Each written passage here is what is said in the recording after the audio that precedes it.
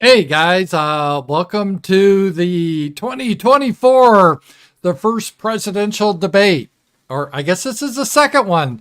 The first one, Donald Trump knocked out Biden so badly, Biden had his mouth open. He was saying how he beat Medicare, he was drooling, and after that performance, he had to drop out. So they put in Biden's understudy, Kamala. And Kamala has worked under a lot of men. She got her start working under Willie Brown in San Francisco. So, yeah, Kamala's here. She's not known for being a good speaker. She cackles a lot. She reads a teleprompter usually. So, a lot of people, I think, are very curious how this debate will go. Just a little logistics how I do these debates. We will watch it live. I have a feed up and I may interject some comments during the debate, but I don't want to be one of those guys that just talks over the entire debate. Some people, when they stream a debate, they just end up talking the whole time. And you guys I want to hear Trump. I want to hear Kamala, what they have to say. I may jump in and make a remark or two. And if you guys have a question or something, you could send a super chat or a power chat, and that's cool, or rant. If I don't get it while the debate's live, I may not get it during the debate, but I will answer them at the end of the debate. So after the debate's over, I'll give my first impressions and I'll talk to you guys. We can kind of talk about what you think, how it went.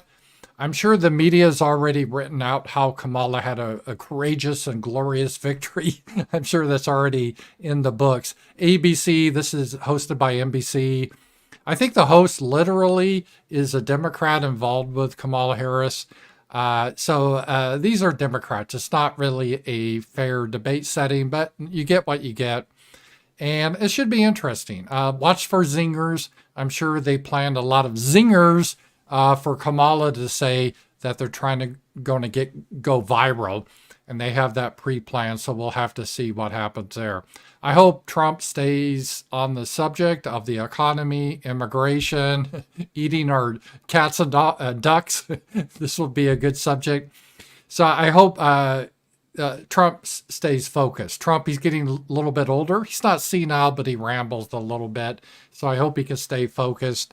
And he has a sense of humor. I think he'll do fine. He's been in front of the television forever. We'll have to see how this happens. It'll be interesting how they phrase the questions. Do they have a fair debate? The last couple of debates, I have to be honest, I thought CNN was pretty fair. They didn't have any gotcha questions or anything like that for Trump.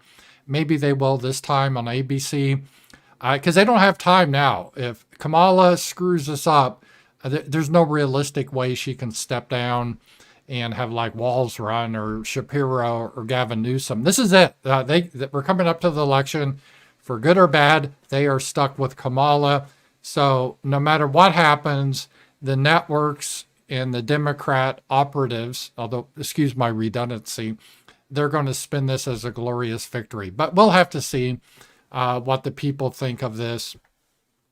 I think a lot of people are anticipating this because Kamala's not a great debater. Remember, she didn't run for office. She was appointed to this position. The last time she ran to be the nominee for the Democrats back in 2020, she got destroyed. Tulsi Gabbard just destroyed her in a debate. She never recovered from that, and she dropped out of the race. She was polling at 1 or 2% within the Democrat Party. And she was just put on the ticket as vice president because she's a black woman. That's what Biden said, not my words. He said he wanted a black woman, not the best person, most qualified person. He didn't say that. He wanted a black woman. So we'll have to see. I think Kamala is probably going to spend a lot of the debate framing this as she's opposed to Joe Biden, which is kind of interesting because that was part of her administration. But she'll probably say, oh, we're really doing a lot better in inflation, but we got to do better against price gouging. And I want to get tough on the border and all this type of stuff. Expect her to kind of move to try to have a more moderate position, Trump, though, can ask her why she flip-flopped on all these positions from when she ran a couple of years ago. And she'll probably just look dumb and not answer. But that's my prediction. She will also try to attack Trump for being a convicted felon. I mean, it's just all political kangaroo court, but she'll do that. And she'll probably try to bring up abortion. I don't think that's got much miles left in it, but her radical base, that's what they love, killing babies. So she'll try to bring that up. It should be interesting. Night Ram 10, per CNBC, Bill Gates said if we don't have another big war, we will have another global pandemic. Yeah, I don't know why people take Bill Gates seriously. I know he's got a lot of money, but who cares what Bill Gates thinks, really? He was in the right place at the right time. He's a smart guy, but he's not especially brilliant, and he's not an expert in everything.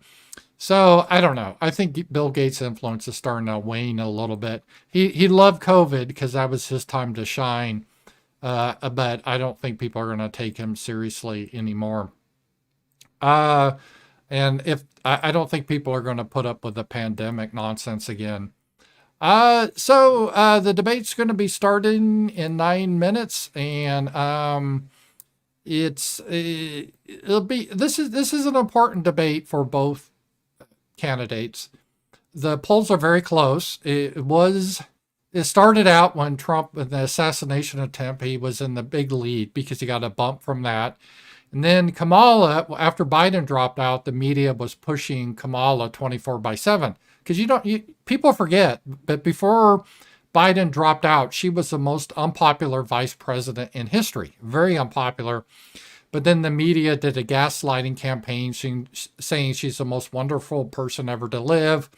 So they were pushing that narrative. That led up to the convention, and they had that whole brat narrative. She's doing a little funky dance, and they're trying to, I guess she transitioned from being an Indian woman now to a black woman.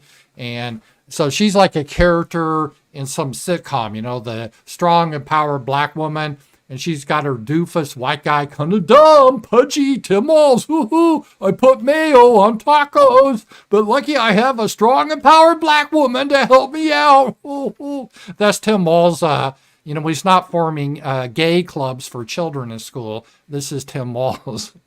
So all that they were really trying to push to the American people. But I think her polls have gone down ever since. And there's a couple of reasons. She had a disastrous interview with CNN, a very favorable network. They gave her softball questions. It wasn't live. She had the dumb white guy sitting there for emotional support to mansplain things to her. And they even edited down the interview by half to take out her real stupid comments, and it still looked really bad. So that was pre-scripted. Now she's got to do this live, so it's going to be a big challenge for her. But then that started the decline. And then we've had a couple things happen one after another. We've had the story of Venezuelans taking over apartment complexes, first in Aurora, Colorado. Then we got word in Chicago and potentially Connecticut. And just the other day in a hotel, they took over illegal Venezuelans in Texas. These are people who've been let in by Harris. And then, of course, we got the infamous story of all these Haitians that Biden and Harris has been pouring into our communities, and the increase of crime, and culminating with this lady that was arrested for stomping on and eating a cat raw. It was like gory. And everyone was like, why in the hell do we have these people in our country? How's this benefiting us? So all that is, I think, souring a lot of people on Kamala Harris. So I think her polls numbers are down, and a lot of the experts are showing that Trump has some momentum and is currently, I think, in the lead in the battleground states. We will have to see if he maintains it, though. We're still September 10th, so we got like 2 months to go. A lot can happen in 2 months, and they could be an October surprise, something happened in Ukraine. I don't know. A lot of stuff can happen. I think this debate's going to be key. If Trump does well, again, the media is still going to kiss her ass because they have to. They don't have time to make a change like with Biden. But people are going to see through that. I think she's really, really hoping the Hollywood writers have written her a zinger. Because again, these aren't really debates. They're more of media sessions where they yell at each other and they try to give out, they try to get a gotcha type a line. And she's going to try to put that out. I supposedly she was upset they're muting their mics when they're not talking. And she didn't want that because she wanted the mics not to be mute. So Trump would try to interrupt her and she could say, "Excuse me, I'm talking." And then all the women, "That's right. That's our girl. You go, girl. That's right." And they could do the head bob and, putting the white man in his place. So they were hoping for that, but that doesn't look like it's going to happen. So they're kind of pouting about that because of the rules. But look for some sort of gotcha they're going to do. And, the debate hasn't started yet. They're doing pre-debate stuff. Some black woman with white frizzy hair is on right now. And it looks like some Karen bleached blonde woman, all wrinkled, is talking. So I won't subject you to that. We will wait until they actually bring the candidates out because ABC's a bunch of shit libs and they got all these people out that I don't really care about. So, the debate should be starting in 4 minutes. So anyway, this is going to be an important debate for both of them. Just to see the momentum. I think Kamala's going to try to appeal to the middle, saying she's not the extremist leftist that she's been her whole life. I think Trump needs to show that he's presidential and he's in control. He needs to have some gravitas and not just be so emotional. He's funny. He can have his quips and stuff, but I think he needs to show that he's really the steady candidate. It's amazing to think of Trump as a steady one, but he is in a very dangerous time of immigration and the economy and all the wars that the Democrats have us in now. I think that's what he needs to focus on big time. So we will... I think that's both of their strategies, and we will see how they go forward from this. And Kamala will probably be talking about all the new jobs, but all the new jobs have been going to people outside the United States coming in, not to Native Americans here. And she will try to say inflation's coming down, while the rates coming down is still a problem, and inflation is still a huge issue. Abortion, I don't think is that big of an issue anymore. Kamala would like that to be because her strategy is white women that they want to screw around and murder their babies. But Trump has kind of cut that off, saying, I'm not going to ban abortion at a federal level. That's up to the states. But Trump got a lot of pushback from that on the right, but he's kind of taken that issue now away from Kamala. She could try to bring that up, but I don't really think that's going to have much of an impact right now. People, I think, can remember things were better under Trump. And I think that's something that people will remember. And he can talk about being the peace president, try to negotiate it into all these stupid wars that are draining our treasury, get rid of the illegals in America. I would like to do more than that, but that's what he's going to say. And this, I think, will be their strategy. Again, we have 2 minutes, and then we'll get into the debate. And as 1 minute and 15 seconds, they have the debate countdown. And as a reminder, when the debate's going on, I'm not going to interrupt too much because I think that's it's not respectful to you. You guys want to listen to the debate with me. I may jump in with a couple of comments here and there, but we'll analyze it after the debate ends. I'll give you my impressions. You guys give your impressions. Feel free to send in super chats and everything, and I will definitely get them at the end of the show. So don't worry about it. If you have an idea, send in a super chat. I probably won't get to your super chat right away though.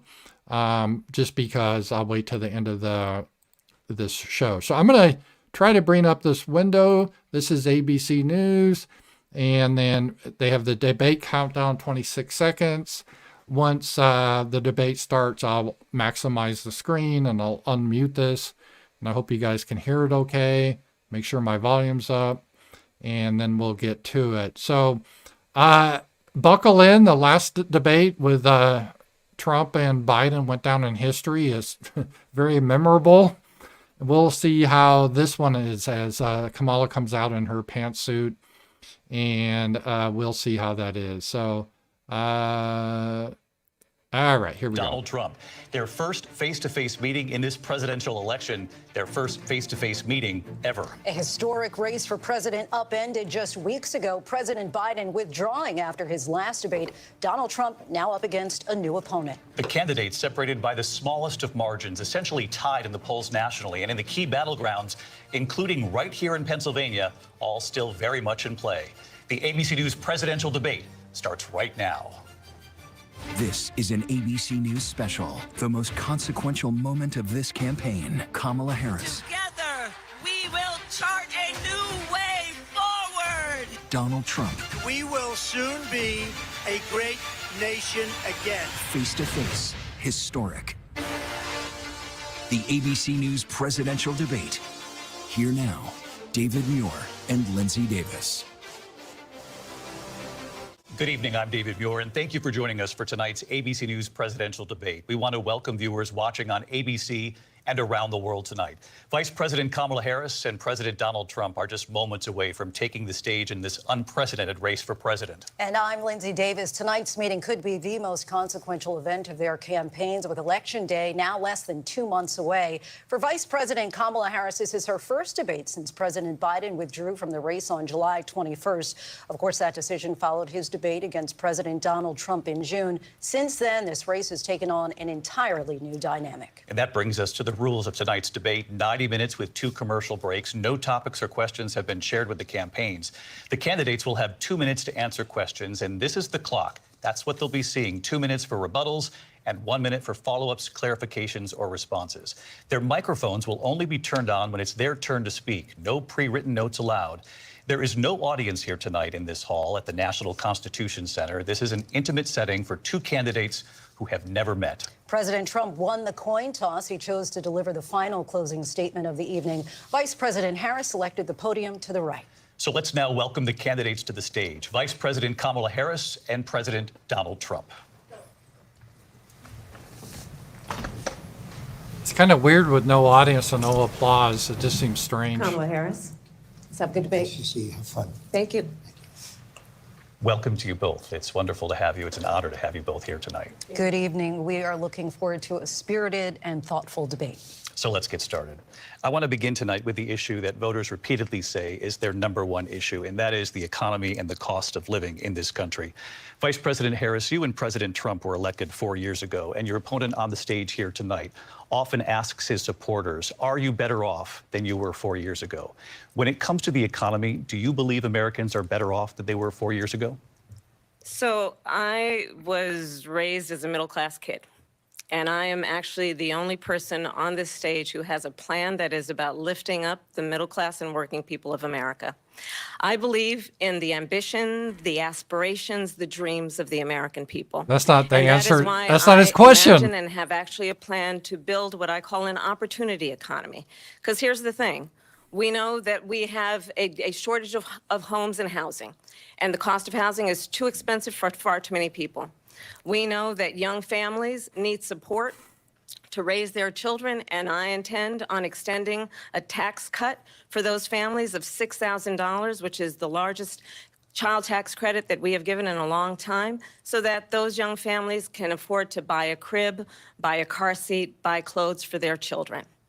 My passion, one of them, is small businesses. My mother raised my sister and me, but there was a woman who helped raise us. We call her our second mother. She was a small business owner. I love our small businesses. My plan is to give a $50,000 tax deduction to start up small businesses, knowing they are part of the backbone of America's economy. My opponent, on the other hand, his plan is to do what he has done before. which is to provide a tax cut for billionaires and big corporations, which will result in $5 trillion to America's deficit. My opponent has a plan that I call the Trump's sales tax, which would be a 20% tax on everyday goods that you rely on to get through the month. Economists have said that that Trump sales tax would actually result for middle-class families in about $4,000 more a year because of his policies and his ideas about what should be the backs of middle-class people paying for tax cuts for billionaires. President Trump, I'll give you 2 minutes. First of all, I have no sales tax. That's an incorrect statement. She knows that. We're doing tariffs on other countries. Other countries are going to finally, after 75 years, pay us back for all that we've done for the world. And the tariff will be substantial in some cases. I took in billions and billions of dollars, as you know, from China. In fact, they never took the tariff off because there was so much money they can't. It would totally destroy everything that they've set out to do. They're taking in billions of dollars from China and other places. They've left the tariffs on. When I had tariffs, and yet I had no inflation. Look, we've had a terrible economy because inflation which is really known as a country buster. It breaks up countries. We have inflation like very few people have ever seen before, probably the worst in our nation's history. We were at 21%, but that's being generous because many things are 50, 60, 70, and 80% higher than they were just a few years ago. This has been a disaster for people, for the middle class, but for every class. On top of that, we have millions of people pouring into our country from prisons and jails, from mental institutions and insane asylums, and they're coming in and they're taking jobs that are occupied right now by African Americans and Hispanics, and also unions. Unions are going to be affected very soon. About whites? And you see what's happening. You see what's happening with towns throughout the United States. You look at Springfield, Ohio. You look at Aurora in Colorado. They are taking over the towns. They're taking over buildings. They're going in violently. These are the people that Xi and Biden led into our country, and they're destroying our country. They're dangerous. They're at the highest level of criminality, and we have to get them out. We have to get them out fast. I created one of the greatest economies in the history of our country. I'll do it again and even better. We are going to get to immigration and border security during this debate, but I would like to let Vice President Harris respond on the economy here. Well, I would love to. Let's talk about what Donald Trump left us. Donald Trump left us the worst unemployment since the Great Depression. Donald Trump left that us was the COVID, worst which they public supported. health epidemic in a century. Donald Trump left us the worst attack on our democracy since the Civil War. Our democracy. And what we have done is clean up Donald Trump's mess. What we have done and what I intend to do is build on what we know are the aspirations and the hopes of the American people. But I'm going to tell you all in this debate tonight, you're going to hear from the same old tired playbook, a bunch of lies, grievances, and name-calling. What you're going to hear tonight is a detailed and dangerous plan called Project 2025 that the former president intends on implementing if he were elected. He has nothing to do again. with that. This is the I believe smear very they strongly do. that the American people want a president who understands the importance of bringing us together, knowing we have so much more in common than what separates us. And I pledge to you to be a president for all Americans. President Trump, will give you a minute here to respond. Number one, I have nothing to do, as you know, and as she knows better than anyone, I have nothing to do with Project 2025. That's out there. I haven't read it. I don't want to read it purposely. I'm not going to read it. This was a group of people that got together. They came up with some ideas, I guess some good, some bad, but it makes no difference. I have nothing to do. Everybody knows I'm an open book. Everybody knows what I'm going to do. Cut taxes very substantially and create a great economy like I did before. We had the greatest economy. We got hit with a pandemic. And the pandemic was not since 1917, where 100 million people died, has there been anything like it. We did a phenomenal job with the pandemic. We handed them over a country where the economy and where the stock market was higher than it was before the pandemic came in. Nobody's ever seen anything like it. We made ventilators for the entire world. We got gowns, we got masks, we did things that nobody thought possible. And people give me I don't credit really for think rebuilding the COVID military. is They a give me win credit for a lot Trump, of but things, but not enough credit for the great job we did with the pandemic. But the only jobs they got were bounce back jobs. These were jobs bounced back, and it bounced back, and it went to their benefit. But I was the one that created them. They know it, and so does everybody else. Vice President Harris, I'll let you respond. So Donald Trump has no plan for you. And when you look at his economic plan, it's all about tax breaks for the richest people. I am offering Trump what is I doing well. describe He's as very an focused. opportunity economy. And the best economists in our country, if not the world, have reviewed our relative plans for the future of America. What Goldman Sachs has said is that Donald Trump's plan would make the economy worse. Mine would Oh strengthen no, the Goldman economy. Sachs says. What the Wharton School has said is Donald Trump's plan would actually explode the deficit. 16 Nobel laureates have described his economic plan as something that would increase inflation and by the middle of next year would invite a recession. You just have to look at where we are and where we stand on the issues. And I'd invite you to know that Donald Trump actually has no plan for you because he is more interested in defending himself. Well, than she he just is said that looking he out had for you. Project 2025 plan. They gave her that to say. Look, I went to the Wharton School of Finance, and many of those professors, the top professors, think my plan is a brilliant plan. It's a great plan. It's a plan that's going to bring up our worth, our value as a country. It's going to make people want to be able to go and work and create jobs and create a lot of good, solid money for our country. And just to finish off, she doesn't have a plan. She copied Biden's plan, and it's like 4 sentences, like run, spot, run. 4 sentences that are just, oh, we'll try and lower taxes.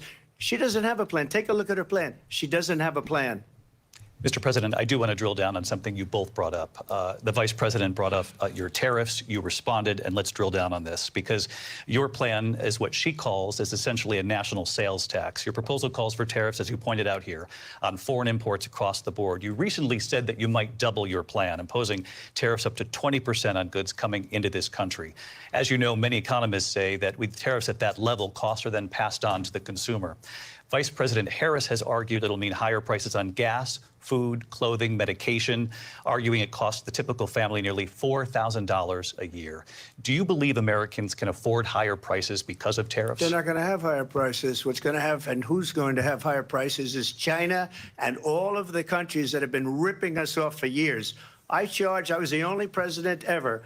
China was paying us hundreds of billions of dollars, and so were other countries. And, you know, if she doesn't like them, they should have gone out and they should have immediately cut the tariffs. But those tariffs are there 3.5 years now under their administration. We are going to take in billions of dollars, hundreds of billions of dollars. I had no inflation, virtually no inflation. They had the highest inflation perhaps in the history of our country because I've never seen a worse period of time. People can't go out and buy cereal or bacon or eggs or anything else. The people of our country are absolutely dying with what they've done. They've destroyed the economy. And all you have to do is look at a poll. The polls say 80 and 85 and even 90% that the Trump economy was great, that their economy was terrible. Vice President Harris, I do want to ask for your response, and you heard what the president said there, because the Biden administration did keep a number of the Trump tariffs in place. So how do you respond? Well, let's be clear that the Trump administration resulted in a trade deficit, one of the highest we've ever seen. She's in the not going to history of respond to America. the question. He invited trade She won't wars. respond You to want it. to talk about his deal with China? What he ended up doing is under Donald Trump's presidency, he ended up selling American chips to China to help them improve and modernize their military, basically sold us out, when a policy about China should be in making sure the United States of America wins the competition for the 21st century, which means focusing on the details of what that requires, focusing on relationships with our allies, focusing on investing in American-based technology so that we win the race on AI, on quantum computing, focusing on what we need to do to support America's workforce so that we don't end up having on the short end of the stick in terms of workers' rights. But what Donald Trump did, let's talk about this, with COVID, is he actually thanked President Xi for what he did during COVID. Look at his tweet. Thank you, President Xi, exclamation point. when we know that she was responsible for lacking and not giving us transparency about the origins of COVID?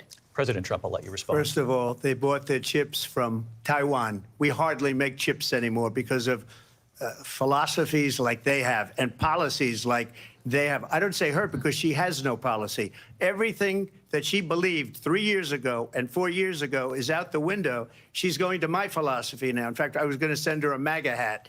She's gone to my philosophy. But if she ever got elected, she'd change it. And it will be the end of our country. She's a Marxist. Everybody knows she's a Marxist. Woo! Her father's a Marxist professor in economics, and he taught her well. But when you look at what she's done to our country, and when you look at these millions and millions of people that are pouring into our country monthly, where it's, I believe, 21 million people, not the 15 that people say, and I think it's a lot higher than the 21. That's bigger than New York State pouring in. And just look at what they're doing to our country. They're criminals. Many of these people coming in are criminals. And that's bad for our economy, too. You know, you mentioned before, we'll talk about immigration later. Well, bad immigration is the worst thing that can happen to our economy. They have, and she has. Trump is really destroyed focused. He's not our country rambling. with policy. He's circling that's back. insane. Almost policy that you'd say they have to hate our country. President Trump, thank you. Lindsay? I want to turn to the issue of abortion. President Trump, you've often touted that you were able to kill Roe v. Wade. Last year, you said that you were proud to be the most pro-life president in American history. Then last month, you said that your administration would be great for women and their reproductive rights. In your home state of Florida, you surprised many with regard to your 6-week abortion ban because you initially had said that it was too short. And you said, quote, I'm going to be voting that we need more than 6 weeks. But then the very next day, you reversed course and said you would vote to support the 6-week ban.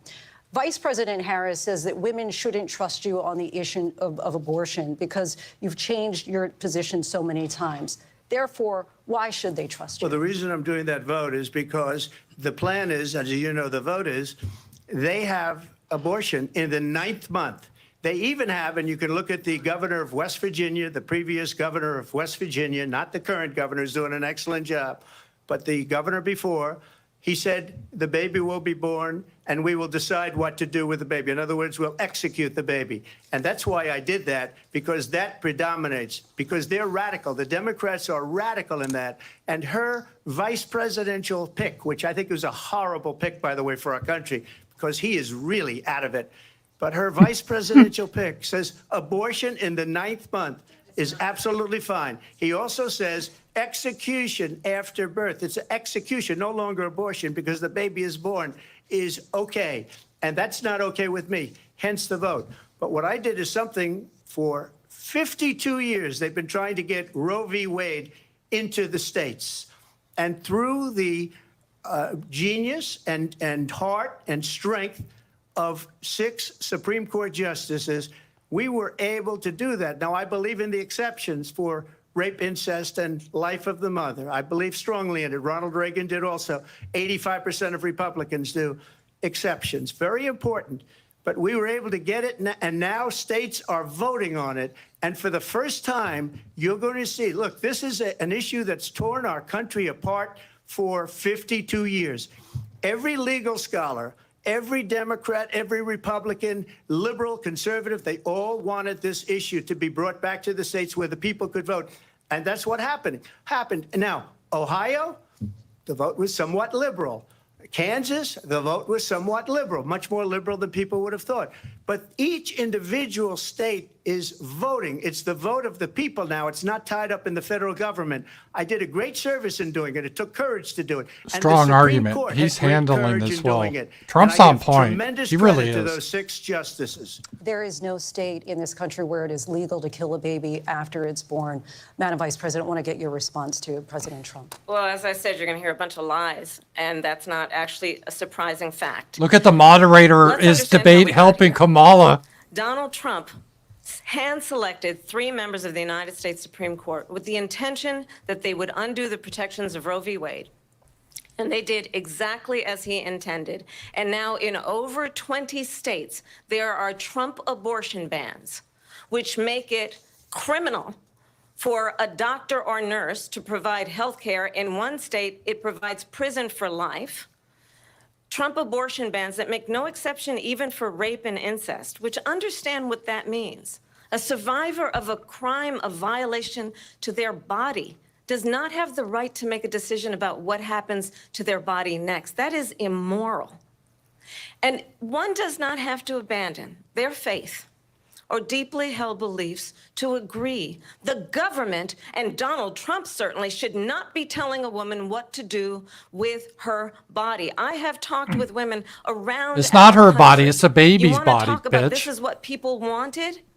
Pregnant women who want to carry a pregnancy to term, suffering from a miscarriage, being denied care in an emergency room because the healthcare providers are afraid they might go to jail, and she's bleeding out in a car in the parking lot.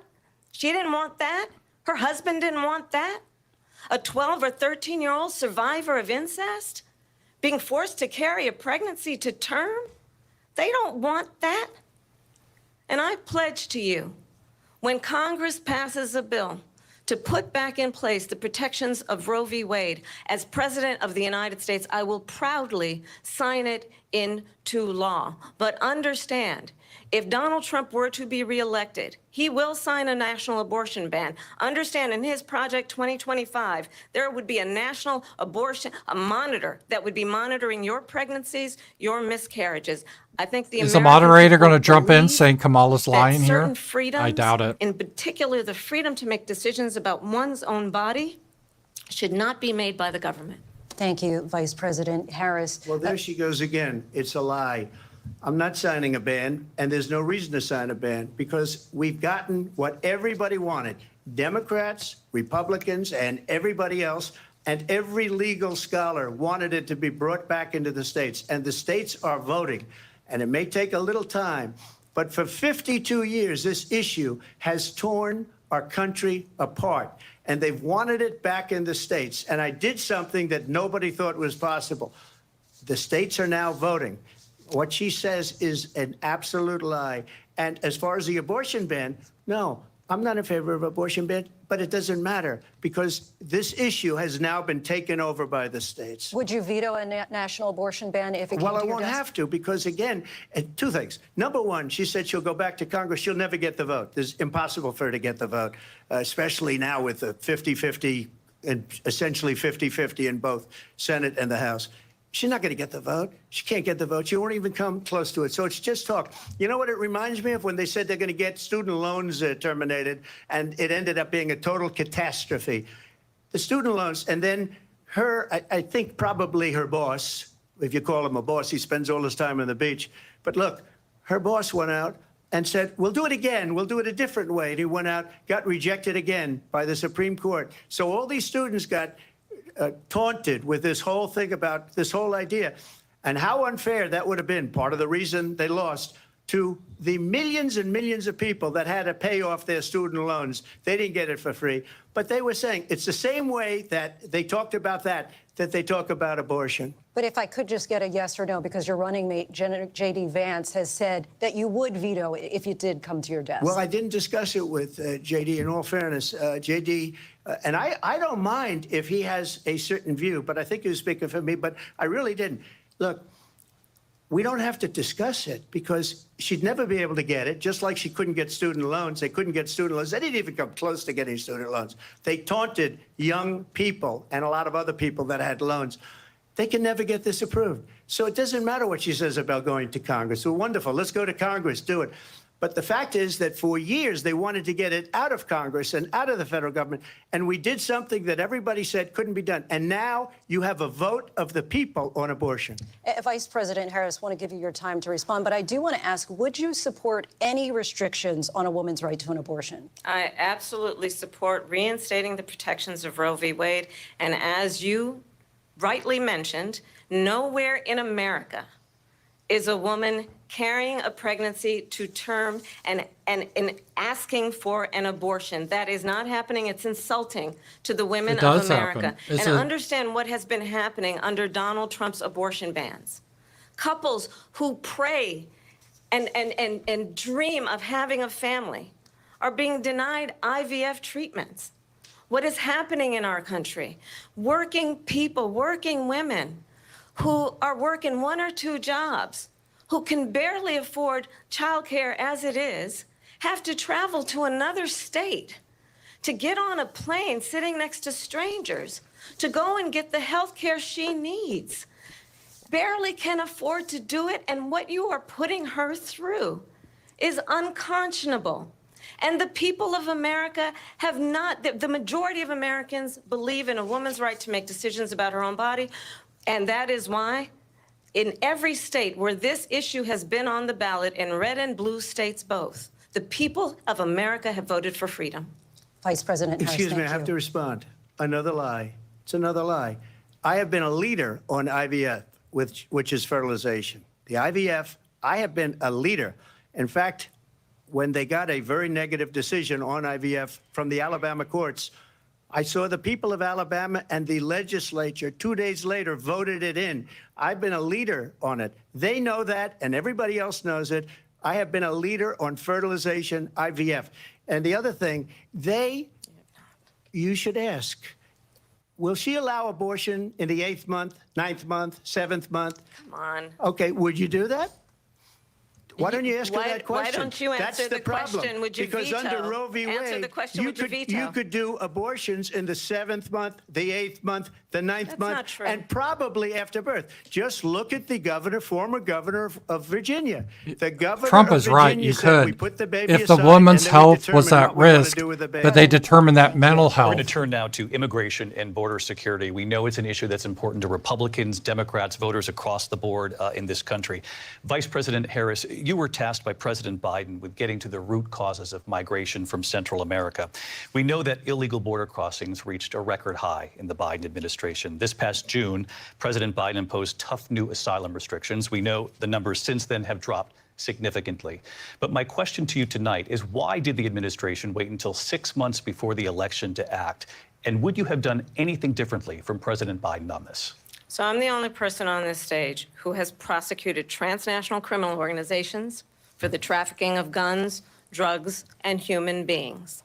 And let me say that the United States Congress, including some of the most conservative members of the United States Senate, came up with a border security bill, which I supported. And that bill would have put 1,500 more border agents on the border to help those folks who are working there right now overtime, trying to Bring do them their in job. quicker. It would have allowed us to stem the flow of fentanyl coming into the United States. I know there are so many families watching tonight who have been personally affected by the surge of fentanyl in our country. That bill would have put more resources to allow us to prosecute transnational criminal organizations for trafficking in guns, drugs, and human beings. But you know what happened to that bill? Donald Trump got on the phone, called up some folks in Congress, and said, kill the bill. And you know why? Because he'd prefer to run on a problem instead of fixing a problem. And understand, this comes at a time where the people of our country actually need a leader who engages in solutions, who actually addresses the problems at hand. But what we have in the former president is someone who would prefer to run on a problem instead of fixing a problem. And I'll tell you something, he's going to talk about immigration a lot tonight, even when it's not the subject that is being raised. And I'm going to actually do something really unusual, and I'm going to invite you to attend one of Donald Trump's rallies, because it's a really interesting thing to watch. You will see during the course of his rallies, he talks about fictional characters like Hannibal Lecter. He will talk about windmills cause cancer. This is the And what you gotcha will also line notice is that she people has start in. leaving his rallies early out of exhaustion and boredom. And I will tell you, the one thing you will not hear him talk about is you. You will not hear him talk about your needs, your dreams, and your desires.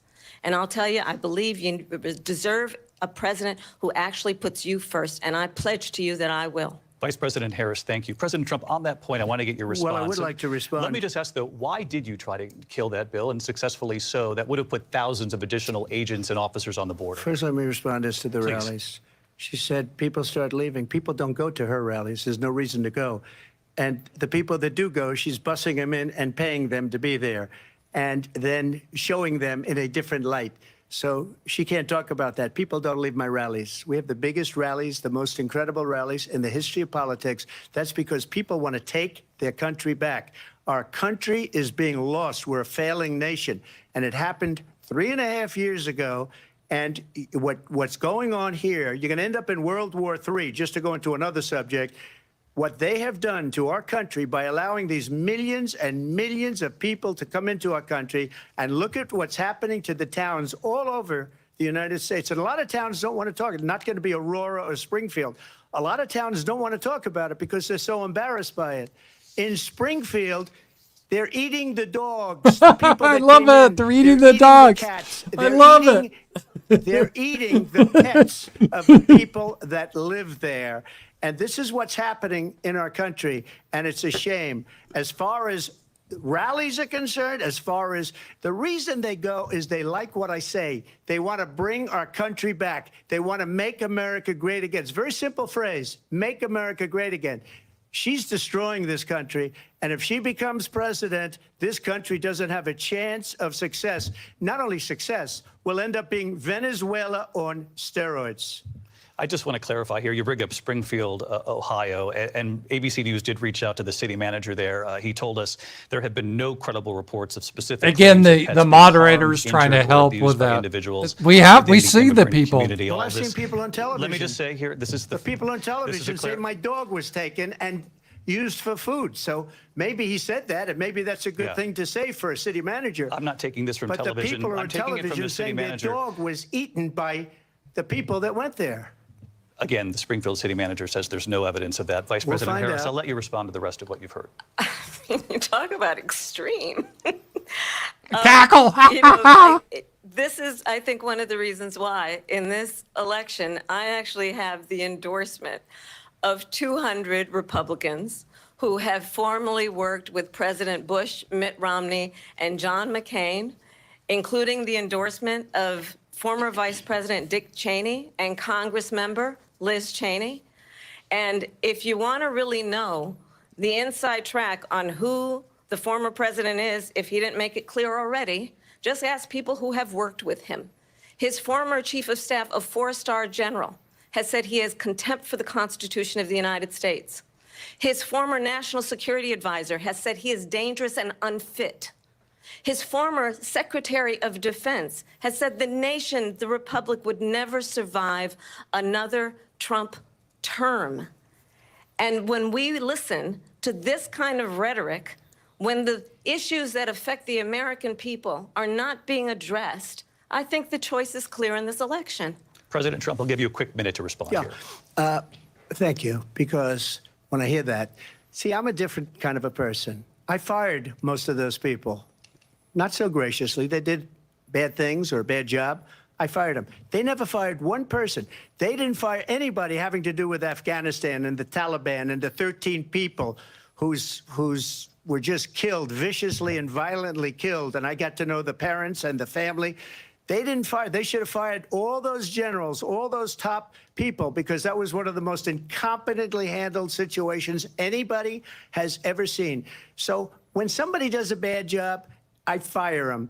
And you take a guy like Esper. He was no good. I fired him. So he writes a book. Another one writes a book. Because with me, they can write books. With nobody else can they. But they have done such a poor job, and they never fire anybody. Look at the economy. Look at the inflation. They didn't fire any of their economists. They have the same people. That's a good way not to have books written about you. But just to finish, I got more votes than any Republican in history by far. In fact, I got more votes than any president, sitting president in history by far. Let me continue on immigration. It was what you wanted to talk about earlier, so let's get back to your deportation proposal that the vice president has reacted to as well. President Trump, you call this the largest domestic deportation operation in the history of our country. You say you would use the National Guard. You say if things get out of control, you'd have no problem using the U.S. With local military. police, yes. You also said you would use local police. How would you deport 11 million undocumented immigrants? I know you believe that number is much higher. Take us through this. What does this look like? Will authorities be going door to door in this country? Yeah, it is much higher because of them. They allowed criminals, many, many millions of criminals.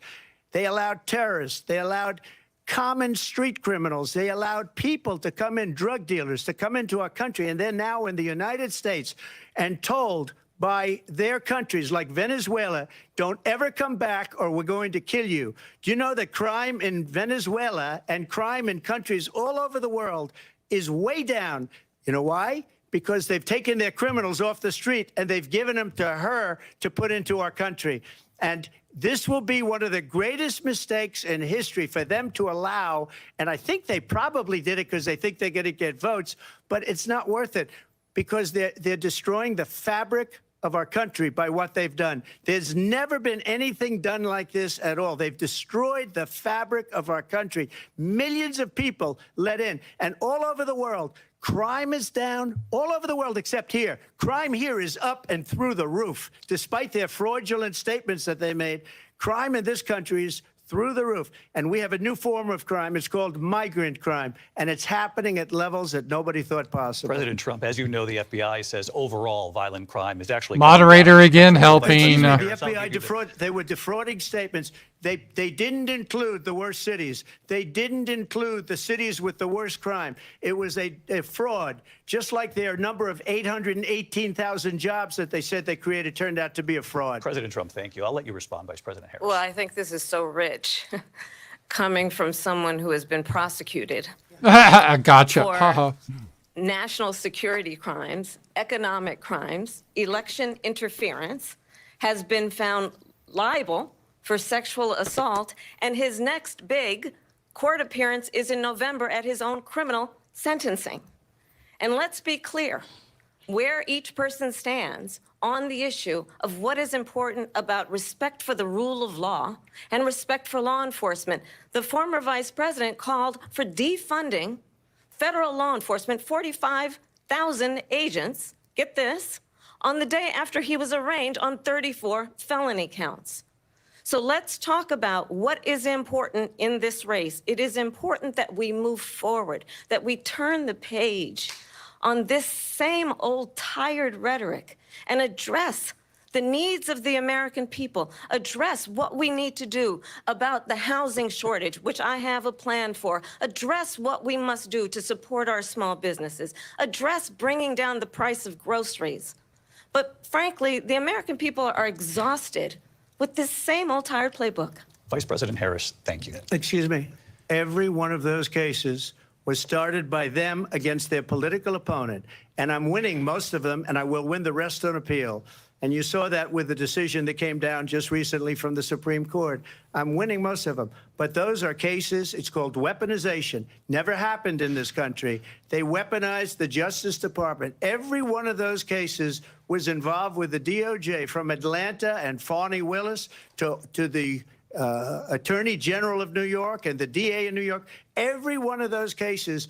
And then they say, oh, he's a criminal. They're the ones that made them go after me. By the way, Joe Biden was found essentially guilty on the documents case. And what happened in my documents case? They said, oh, that's the toughest of them all. A complete and total victory. 2 months ago, it was thrown out. It's weaponization, and they used it, and it's never happened in this country. They used it to try and win an election. They're fake cases. President Trump, thank you. A really quick response here, Vice President Harris, on this notion of weaponization of the Justice Department. Well, let's talk about extreme and understand the context in which this election in 2024 is taking place. The United States Supreme Court recently ruled that the former president would essentially be immune from any misconduct if he were to enter the White House again. Understand, this is someone who has openly said he would terminate, I'm quoting, terminate the Constitution of the United States, that he would weaponize the Department of Justice against his political enemies. I hope he does. Someone who has openly expressed disdain for members of our military. Understand what it would mean if Donald Trump were back in the White House with no guardrails, because certainly we know now the court won't stop him. We know J.D. Vance is not going to stop him. It's up to the American people Vice President to stop Harris, him. Thank you. Lindsay? Vice President Harris, in your last run for president. This is the one that weaponized, not me. She weaponized. I probably took a bullet to the head because of the things that they say about me. They talk about democracy. I'm a threat to democracy. They're the threat to democracy with a fake Russia investigation we do have a lot that went nowhere. We have a lot to get to. Lindsay? Vice President Harris, in your last run for president, you said you wanted to ban fracking. Now you don't. You wanted mandatory government buyback programs for assault weapons. Now your campaign says you don't. You supported decriminalizing border crossings. Now you're taking a harder line. I know you say that your values have not changed. So then why have so many of your policy positions changed? So my values have not changed, and I'm going to discuss every one of the, at least every point that you've made. But in particular, let's talk about fracking because we're here in Pennsylvania. I made that very clear in 2020. I will not ban fracking. I have not banned fracking as Vice President of the United States. And in fact, I was the tie-breaking vote on the Inflation Reduction Act, which opened new leases for fracking. My position is that we have got to invest in diverse sources of energy so we reduce our reliance on foreign oil. We have had the largest increase in domestic oil production in history because of an approach that recognizes that we cannot over-rely on foreign oil. As it relates to my values, let me tell you, I grew up a middle-class kid raised by a hardworking mother who worked and saved and was able to buy our first home when I was a teenager. The values I bring to the importance of home ownership, knowing not everybody got handed $400 million on a silver platter and then filed bankruptcy 6 times, is a value that I bring to my work to say we are going to work with the private sector and home builders to increase 3 million homes, increase by 3 million homes by the end of my first term. My work that is related to having a friend when I was in high school who was sexually assaulted by her stepfather. And my focus then on protecting women and children from violent crime is based on a value that is deeply grounded in the importance of standing up for those who are most vulnerable. My work that is about protecting Social Security and Medicare is based on long-standing work that I have done, protecting seniors from scams. My values have not changed. And what is important is that there is a president who actually brings values and a perspective that is about lifting people up and not beating people down and name calling. The true measure of the leader is the leader who actually understands the strength is not in beating people down, it's in lifting people up. I intend to be that president. President Trump, your response? First of all, I wasn't given $400 million. I wish I was. My father was a Brooklyn builder, Brooklyn, Queens, and a great father, and I learned a lot from him. But I was given a fraction of that, a tiny fraction, and I built it into many, many billions of dollars, many, many billions. And when people see it, they are even surprised. So we don't have to talk about that. Fracking, she's been against it for 12 years. Defund the police, she's been against that forever. She gave all that stuff up very wrongly, very horribly, and everybody's laughing at it, okay? They're all laughing at it. She gave up at least 12 and probably 14 or 15 different policies. Like, she was big on defund the police. In Minnesota, she went out, wait a minute, I'm talking now. If you don't mind, please. You used that line against her. She went out in Minnesota and wanted to let criminals that killed people, that burned down Minneapolis, she went out and raised money to get them out of jail. She did things that nobody would ever think of. Now she wants to do transgender operations on illegal aliens that are in prison. This is a radical left liberal that would do this. She wants to confiscate your guns, and she will never allow fracking in Pennsylvania. If she won the election, fracking in Pennsylvania will end on day one. Just to finish one thing, so important in my opinion. So I got the oil business going like nobody has ever done before. When they took over, they got rid of it, started getting rid of it, and the prices were going up the roof. They immediately let these guys go to where they were. I would have been 5 times, 4 times, 5 times higher, because you're talking about 3.5 years ago. They got it up to where I was because they had no choice, because the prices of energy were quadrupling and doubling. You saw what happened to gasoline. So they said, let's go back to Trump. But if she won the election, the day after that election, they'll go back to destroying our country, and oil will be dead, fossil fuel will be dead. We'll go back to windmills, and we'll go back to solar, where they need a whole desert to get some energy to come out of it. You ever see a solar plant? By the way, I'm a big fan of solar, but they take 400, President Trump. 500 acres of desert President soil. Trump, we have a These lot are of not good issues things that for we the have to get environment, to. as We're she out of time. understands. Thank you. Lindsay, thank you. We have an election in just 56 days. And I want to talk about the peaceful transfer of power, which, of course, we all know is a cornerstone of our democracy, and the role of a president in a moment of crisis. Mr. President, on January 6th, you told your supporters to march to the Capitol. You said you would be right there with them. The country and the world saw what played out at the Capitol that day, the officers coming under attack. Aides in the West Wing say you watched it unfold on television off the Oval Office. You did send out tweets, but it was more than 2 hours before you sent out that video message telling your supporters to go home. Is there anything you regret about what you did on that day? You just said a thing that isn't covered. Peacefully and patriotically, I said during my speech, not later on. Peacefully and patriotically. And nobody on the other side was killed. Ashley Babbitt was shot by an out-of-control police officer. Woo, good, That yes. should have never, ever shot her. It's a disgrace. But we didn't do this group of people that have been treated so badly. I ask, what about all the people that are pouring into our country and killing people that she allowed to pour in? She was the border czar, remember that. She was the border czar. She doesn't want to be called the border czar because she's embarrassed by the border. In fact, she said at the beginning, oh, I'm surprised you're not talking about the border yet. That's because she knows what a bad job they've done. What about those people? When are they going to be prosecuted? When are these people from countries all over the world, not just South America? They're coming in from all over the world, David, all over the world. And crime rates are down all over the world because of it. But let me just when ask are those, David, when are those people going to be prosecuted? When are the people that burned down Minneapolis going to be prosecuted? Or in Seattle? They went into Seattle. They took over a big percentage of the city of Seattle. Good. When are those people going to be prosecuted? Good point. Good But point. let me just ask You might ask her that question. You were the president. You were watching it unfold on television. It's a very simple question as we move forward toward another election. Is there anything you regret about what you did on that day? Yes or no? I had nothing to do with that other than they asked me to make a speech. I showed up for a speech. I said, I think it's going to be big.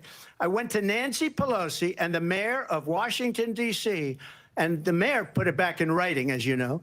I said, you know, this is going to be a very big rally or whatever you want to call it. And again, it wasn't done by me. It was done by others. I said, I'd like to give you 10,000 National Guard or soldiers.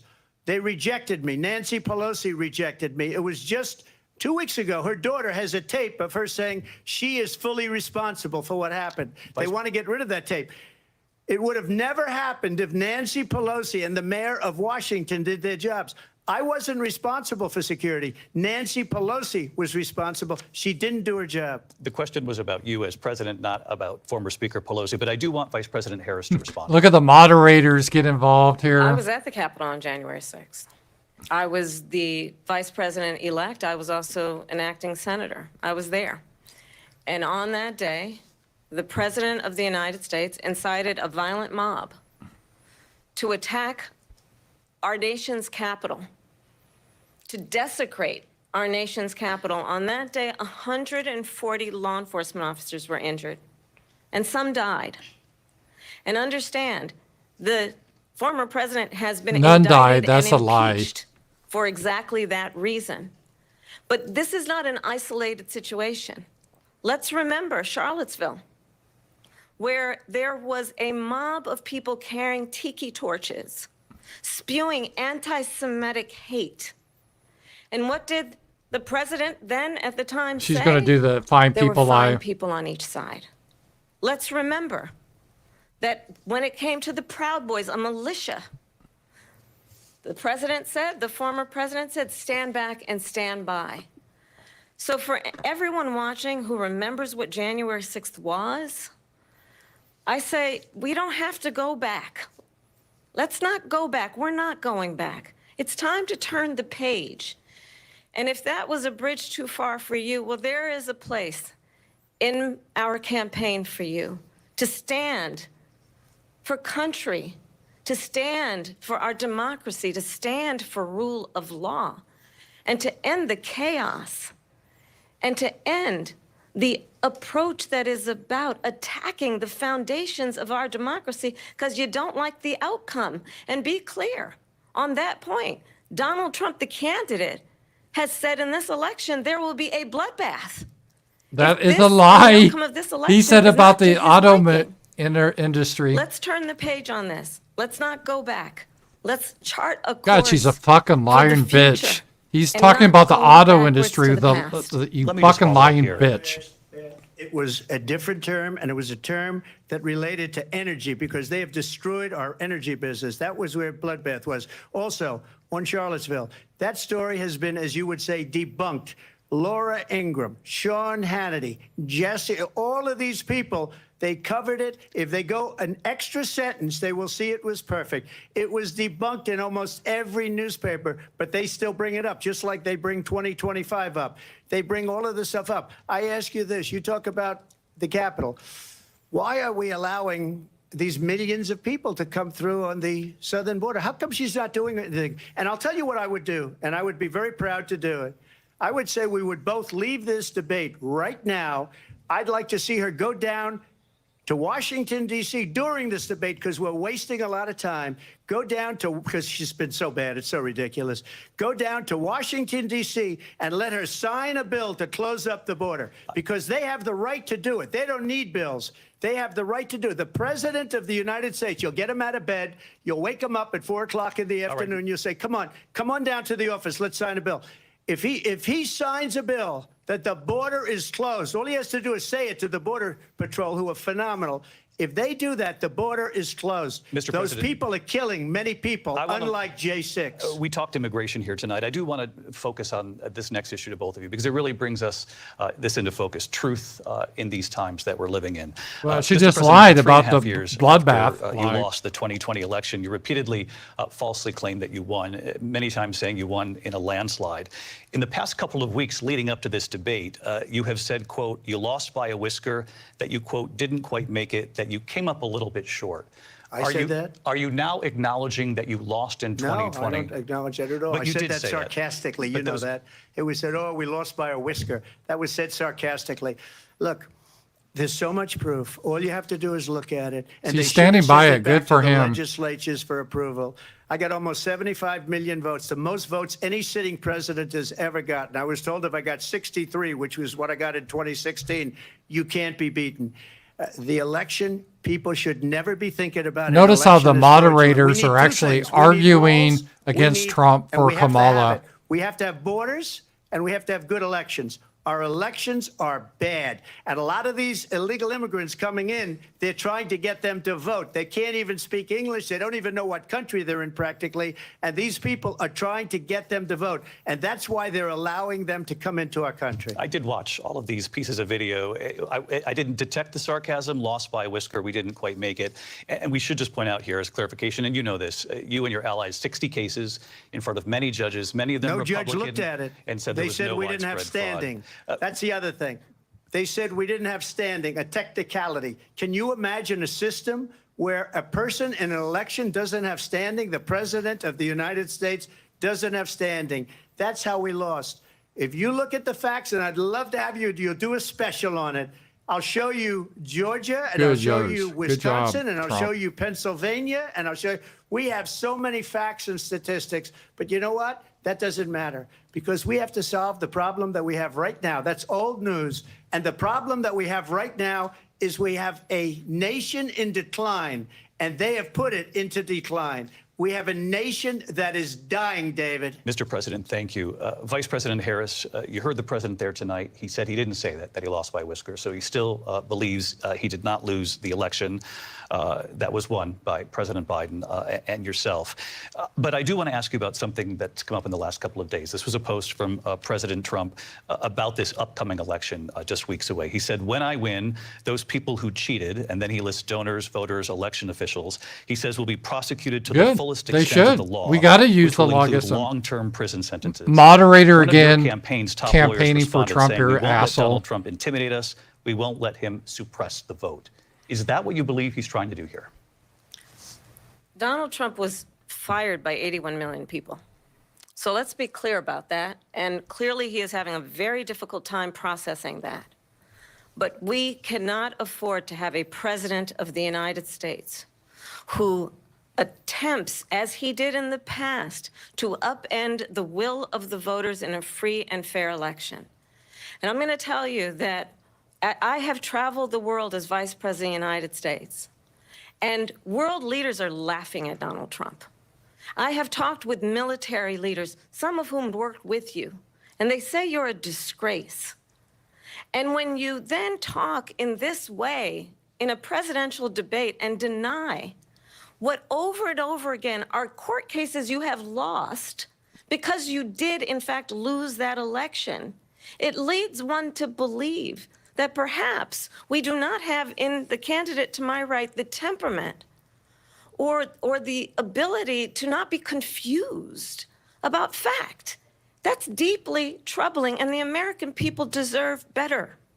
I'll give you 1 minute to respond, Mr. President. Let me just say about world leaders. Viktor Orban, one of the most respected men, they call him a strong man. He's a tough person, smart, Prime Minister of Hungary.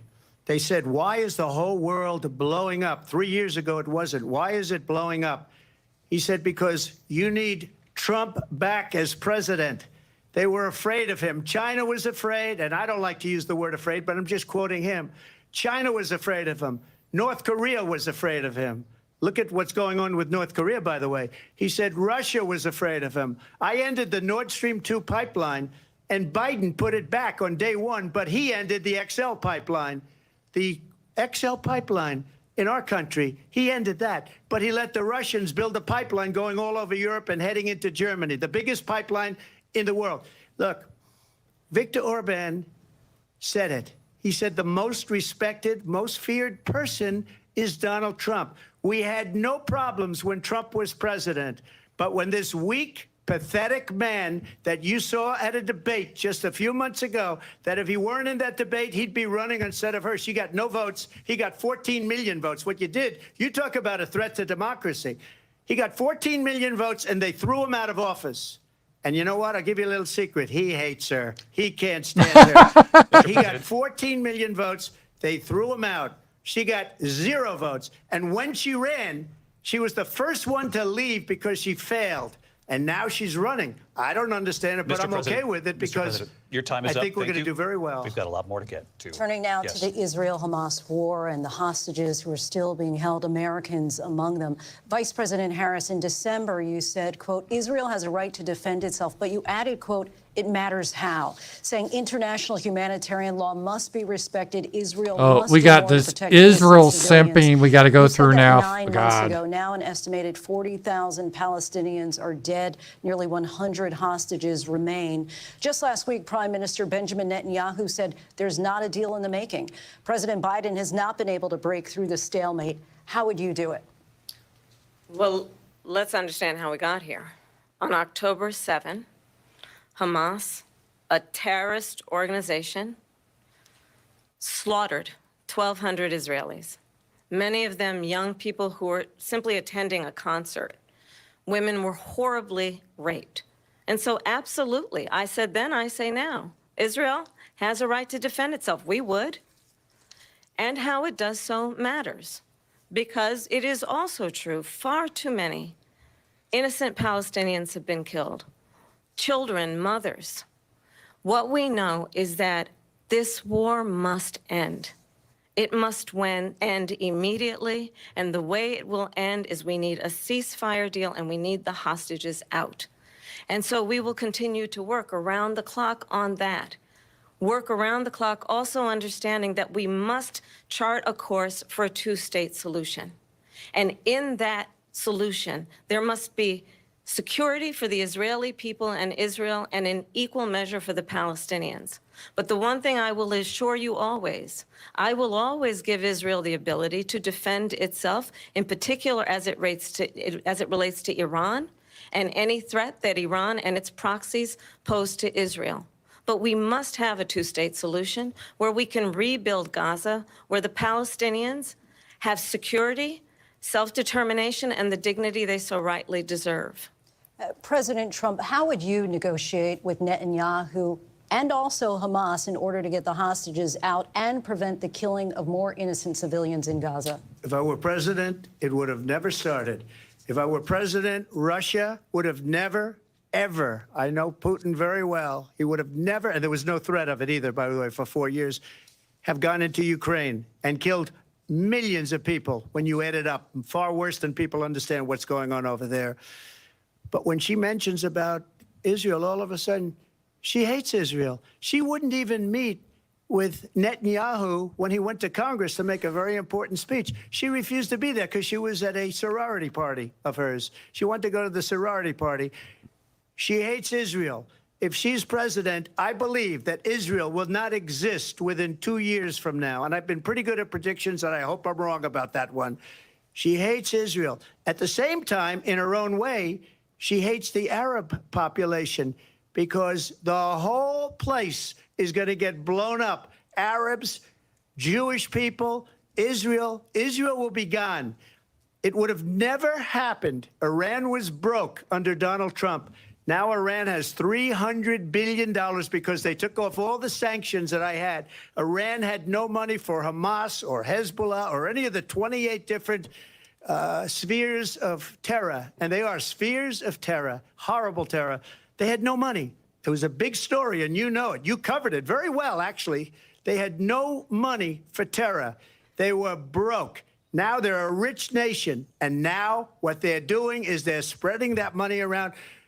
Look at what's happening with the Houthis and Yemen. Look at what's going on in the Middle East.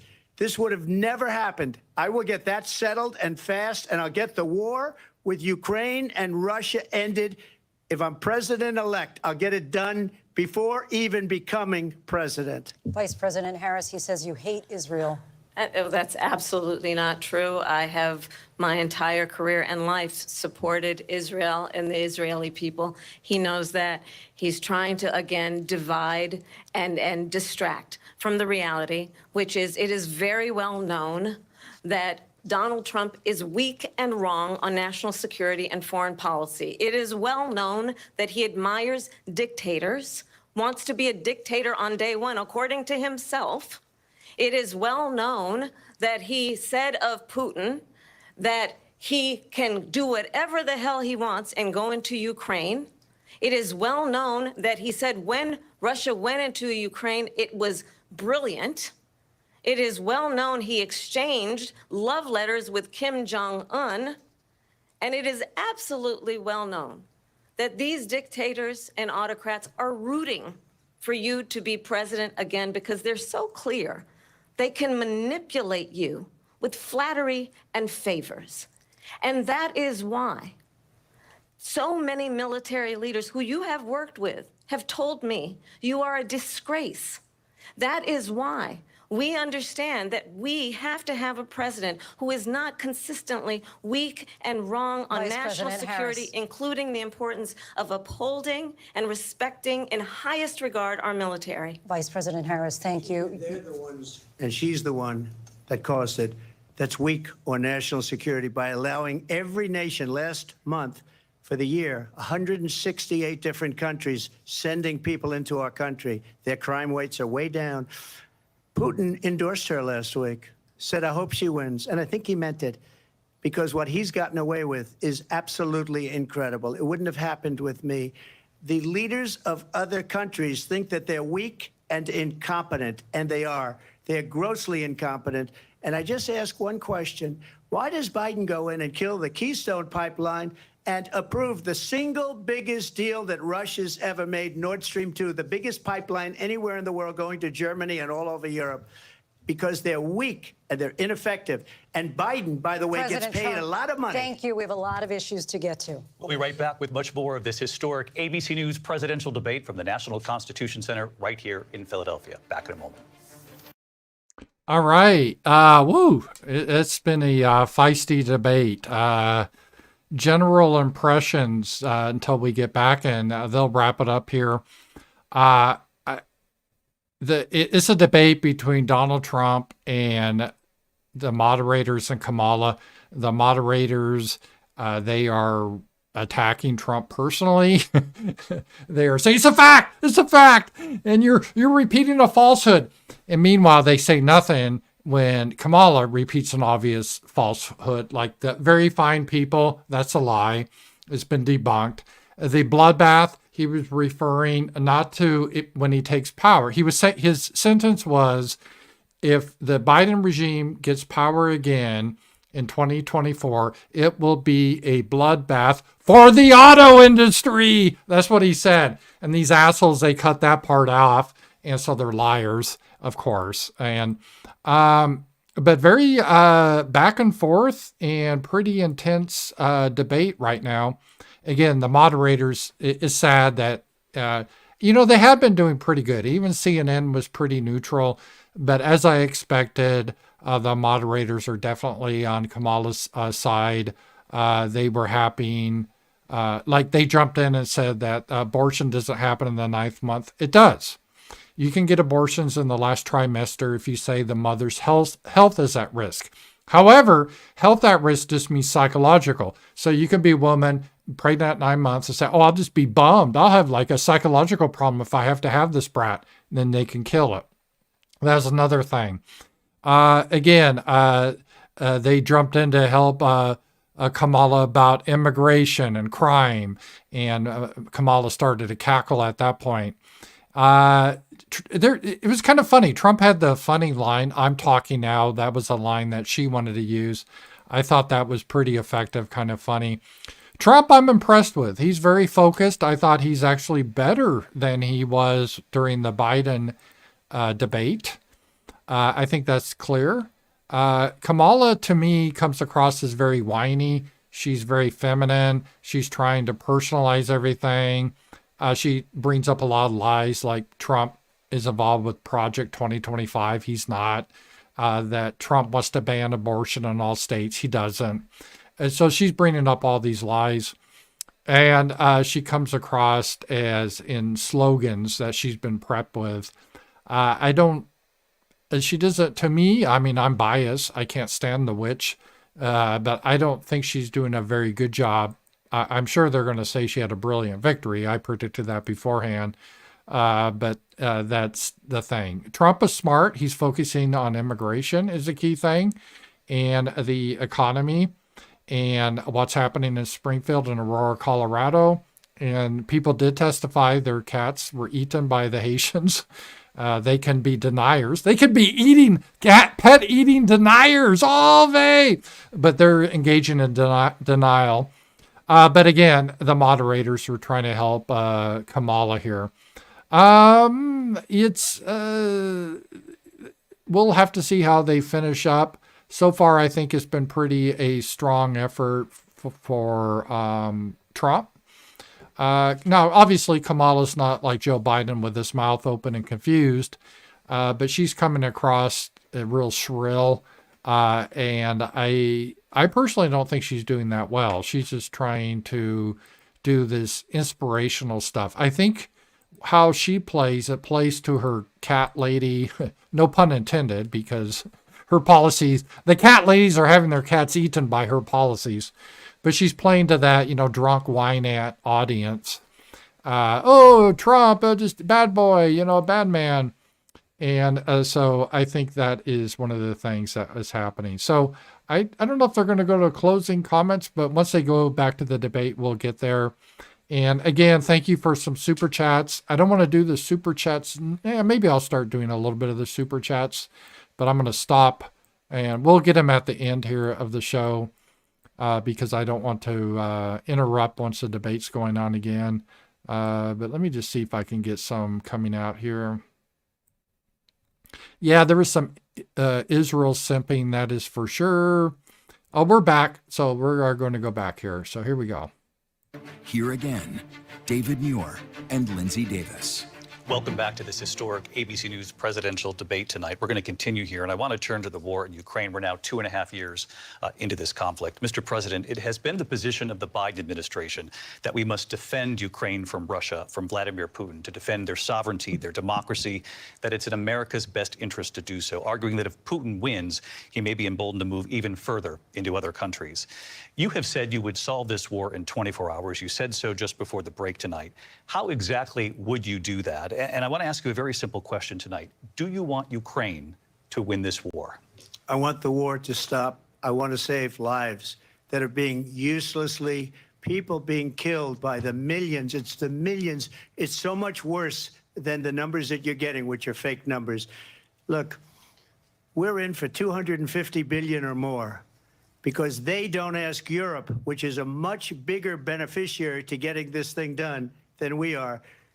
They're in for $150 billion less because Biden and you don't have the courage to ask Europe like I did with NATO. They paid billions and billions, hundreds of billions of dollars when I said, either you pay up or we're not going to protect you anymore. So that's maybe one of the reasons they don't like me as much as they like weak people. But you take a look at what's happening. We're in for 250 to 275 billion. They're into 100 to 150. They should be forced to equalize. With that being said, I want to get the war settled. I know Zelensky very well, and I know Putin very well. I have a good relationship, and they respect your president, okay? They respect me. They don't respect Biden. How would you respect him? Why? For what reason? He hasn't even made a phone call in 2 years to Putin, hasn't spoken to anybody. They don't even try and get it. That is a war that's dying to be settled. I will get it settled before I even become president. If I win, when I'm president-elect, and what I'll do is I'll speak to one, I'll speak to the other, I'll get them together. That war would have never happened. And in fact, when I saw Putin after I left, unfortunately left because our country has gone to hell. But after I left, when I saw him building up soldiers, he did it after I left, I said, oh, he must be negotiating. It must be a good, strong point of negotiation. Well, it wasn't, because Biden had no idea how to talk to him. He had no idea how to stop Trump, it. the peace and now president. you have millions of people dead, and it's only getting worse, and it could lead to World War III. Don't kid yourself, David. We're playing with World War III, and we have a president that we don't even know if he's... Where is our president? We don't even know if he's a president. And just to clarify they here... threw him out of a campaign like a dog. We don't even know. Is he our president? But we have a president, Mr. President, that doesn't know he's alive. Your time is up. Just to clarify in the question, do you believe it's in the U.S. best interests for Ukraine to win this war, yes or no? I think it's the U.S. best interest to get this war finished and just get it done. All right. Negotiate a deal, because we have to stop all of these human lives from being destroyed. I want to take this to Vice President Harris. I want to get your thoughts on support for Ukraine in this moment, but also as Commander-in-Chief, if elected, how would you deal with Vladimir Putin, and would it be any different from what we're seeing from President Biden? Well, first of all, it's important to remind the former president you're not running against Joe Biden, you're running against me. I believe the reason that Donald Trump says that this war would be over within 24 hours is because he would just give it up. And that's not who we are as Americans. I'm That's for not that. what happened here. Hey, I'll sign up to I this one. actually We should give met it up. with It's not in our Zelensky interest. A few days before Russia invaded, tried through force to change territorial boundaries, to defy one of the most important international rules and norms, which is the importance of sovereignty and territorial integrity. And I met with President Zelensky. I shared with him American intelligence about how he could defend himself. Days later, I went to NATO's eastern flank, to Poland and Romania. And through the work that I and others did, we brought 50 countries together to support Ukraine in its righteous defense. And because of our support, because of the air defense, the ammunition, the artillery, the javelins, the Abrams tanks that we have provided, Ukraine stands as an independent and free country. If Donald Trump were president, Putin would be sitting in Kyiv right now. And understand what that would mean, because Putin's agenda is not just about Ukraine. Understand why the European allies and our NATO allies are so thankful that you are no longer president, and that we understand the importance of the greatest military alliance the world has ever known, which is NATO, and what we have done to preserve the ability of Zelensky and the Ukrainians to fight for their independence. Otherwise, Putin would be sitting in Kyiv with his eyes on the rest of Europe, starting with Poland. And why don't you tell the 800,000 Polish Americans right here in Pennsylvania how quickly you would give up for the sake of favor and what you think is a friendship with what is known to be a dictator who would eat you for lunch. Vice President Harris, thank you. We've heard from both of you on Ukraine tonight. Afghanistan came up in the last hour. I wanted her to respond to something you said earlier, and please, I'll give you a minute here. Putin would be sitting in Moscow, and he wouldn't have lost 300,000 men and women, but he would have been sitting in Moscow. Quiet, please. he would have been sitting in Quiet, Moscow, please. much happier than he is right now. But eventually, you know, he's got a thing that other people don't have. He's got nuclear weapons. They don't ever talk about that. He's got nuclear weapons. Nobody ever thinks about that. And eventually, maybe he'll use them, and maybe he hasn't been that threatening, but he does have that. Something we don't even like to talk about. Nobody likes to talk about it. But just so you understand, they sent her to negotiate peace before this war started. 3 days later, he went in and he started the war because everything they said was weak and stupid. They said the wrong things. That war should have never started. She was the emissary. They sent her in to negotiate with Zelensky and Putin, and she did. And the war started 3 days later. And that's the kind of talent we have with her. She's worse than Biden. In my opinion, I think he's the worst president in the history of our country. She goes down as the worst vice president in the history of our country. But let me tell you something. She is a horrible negotiator. They sent her in to negotiate. As soon as they left, Putin did the invasion. President Trump, thank you. You did bring up something. You said she went to negotiate with Vladimir Putin. Vice President Harris, have you ever met Vladimir Putin? Can you clarify tonight? Yet again, I said it at the beginning of this debate, you're going to hear a bunch of lies coming from this fellow. And that is another one. When I went to meet with President Zelensky, I've now met with him over 5 times. The reality is it has been about standing as America always should, as a leader upholding international rules and norms, as a leader who shows strength, understanding that the alliances we have around the world are dependent on our ability to look out for our friends and not favor our enemies because you adore strongmen instead of caring about democracy. And that is very much what is at stake here. The President of the United States is commander-in-chief. And the American people have a right to rely on a president who understands the significance of America's role and responsibility in terms of ensuring that there is stability and ensuring we stand up for our principles and not sell them for the benefit of personal flattery. We've talked about Ukraine and Vladimir Putin. I do want to talk about Afghanistan. It came up in the first hour of this debate. I want to move on to Afghanistan. Stoltenberg said Trump did the most amazing thing I've ever seen. He got these countries, the 28 countries at the time, to pay up. He said, I've never seen. He's the head of NATO. He said, I've never seen. For years, we were paying almost all of NATO. We were being ripped off by European nations, both on trade and on NATO.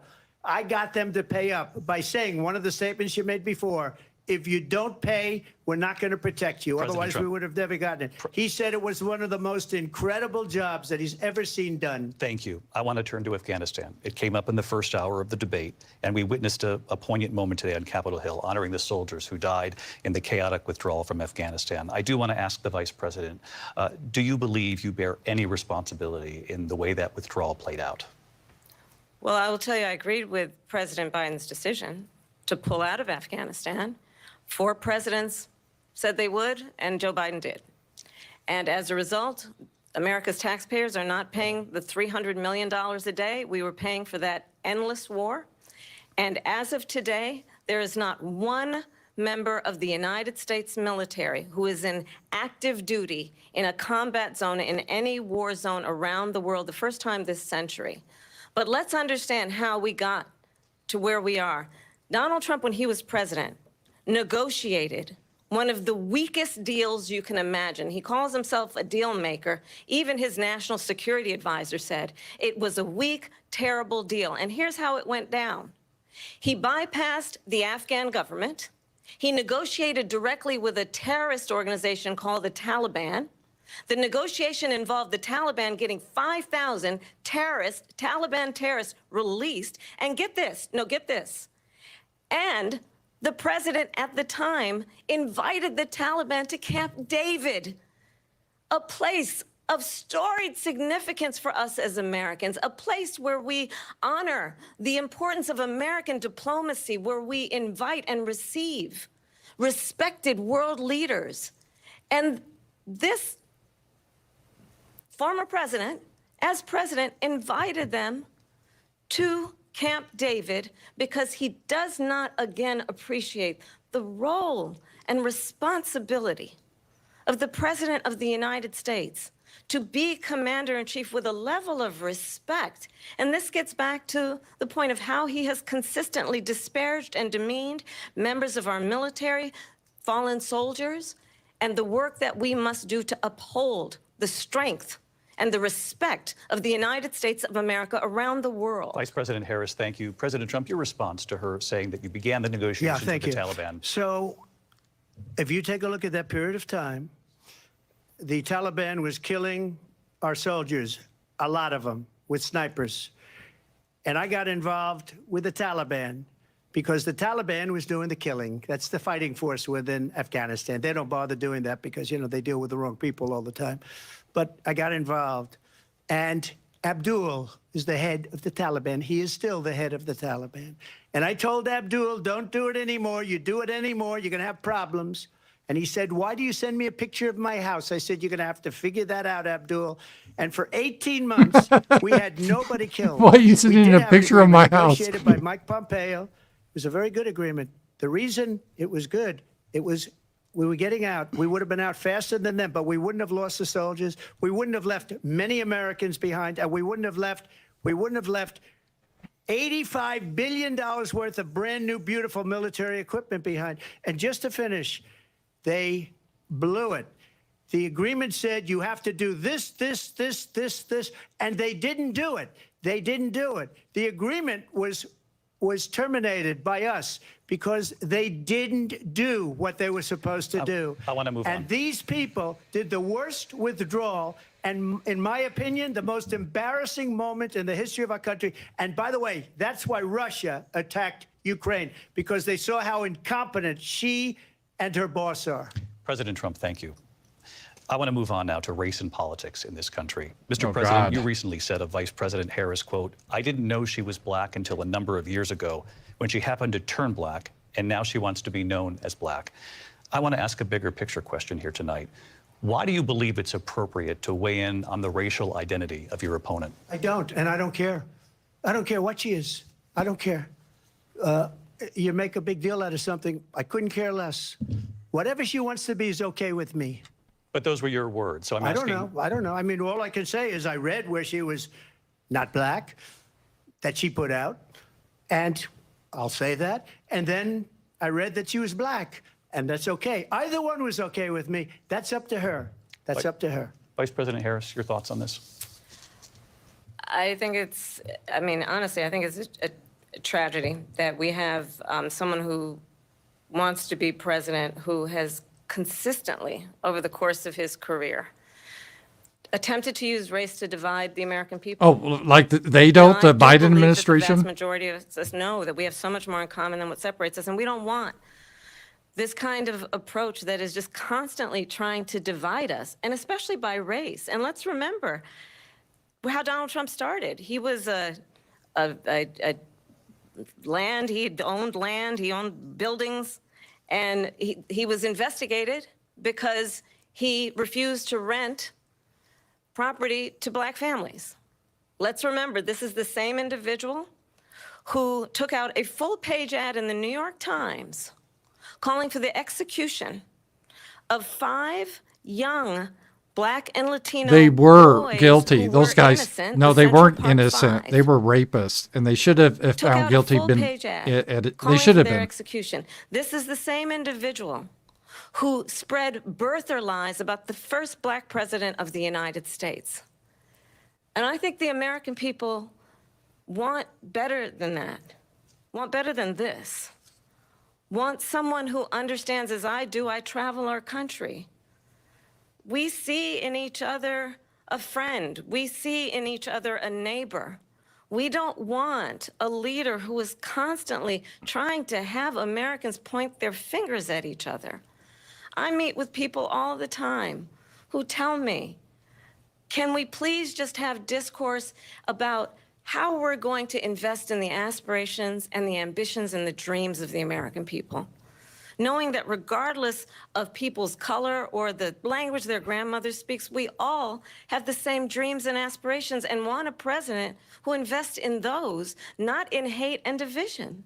Vice President Harris, thank you. Lindsay? President Trump, this is now your third time.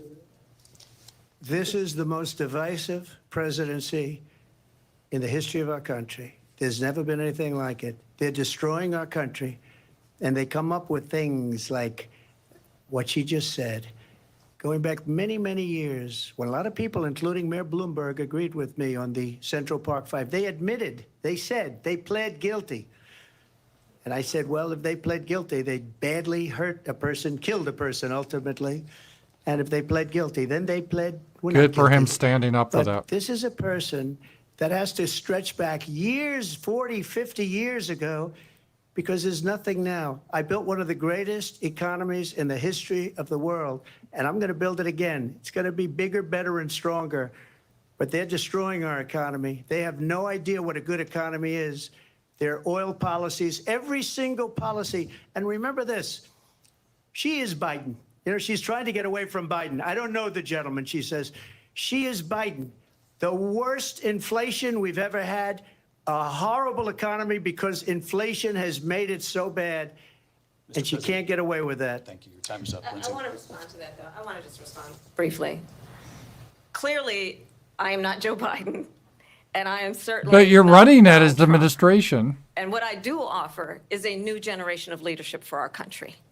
One who believes in what is possible, one who brings a sense of optimism about what we can do instead of always disparaging the American people. I believe in what we can do to strengthen our small businesses, which is why I have a plan. Let's talk about our plans and let's compare the plans. I have a plan to give startup businesses $50,000 tax deduction, to pursue their ambitions, their innovation, their ideas, their hard work. I have a plan, $6,000 for young families for the first year of your child's life, to help you in that most critical stage of your child's development. I have a plan that is about allowing people to be able to pursue what has been fleeting in terms of the American dream by offering a help with down payment of $25,000 down payment assistance for first-time home buyers. That's the kind of conversation, I believe, David, that people really want tonight, as opposed to a conversation that is constantly about belittling and name-calling. Let's turn the page Vice President and move Harris, forward. thank you. Let's turn to policy. President Let's turn Trump, back we to have policy. to move on. President Trump.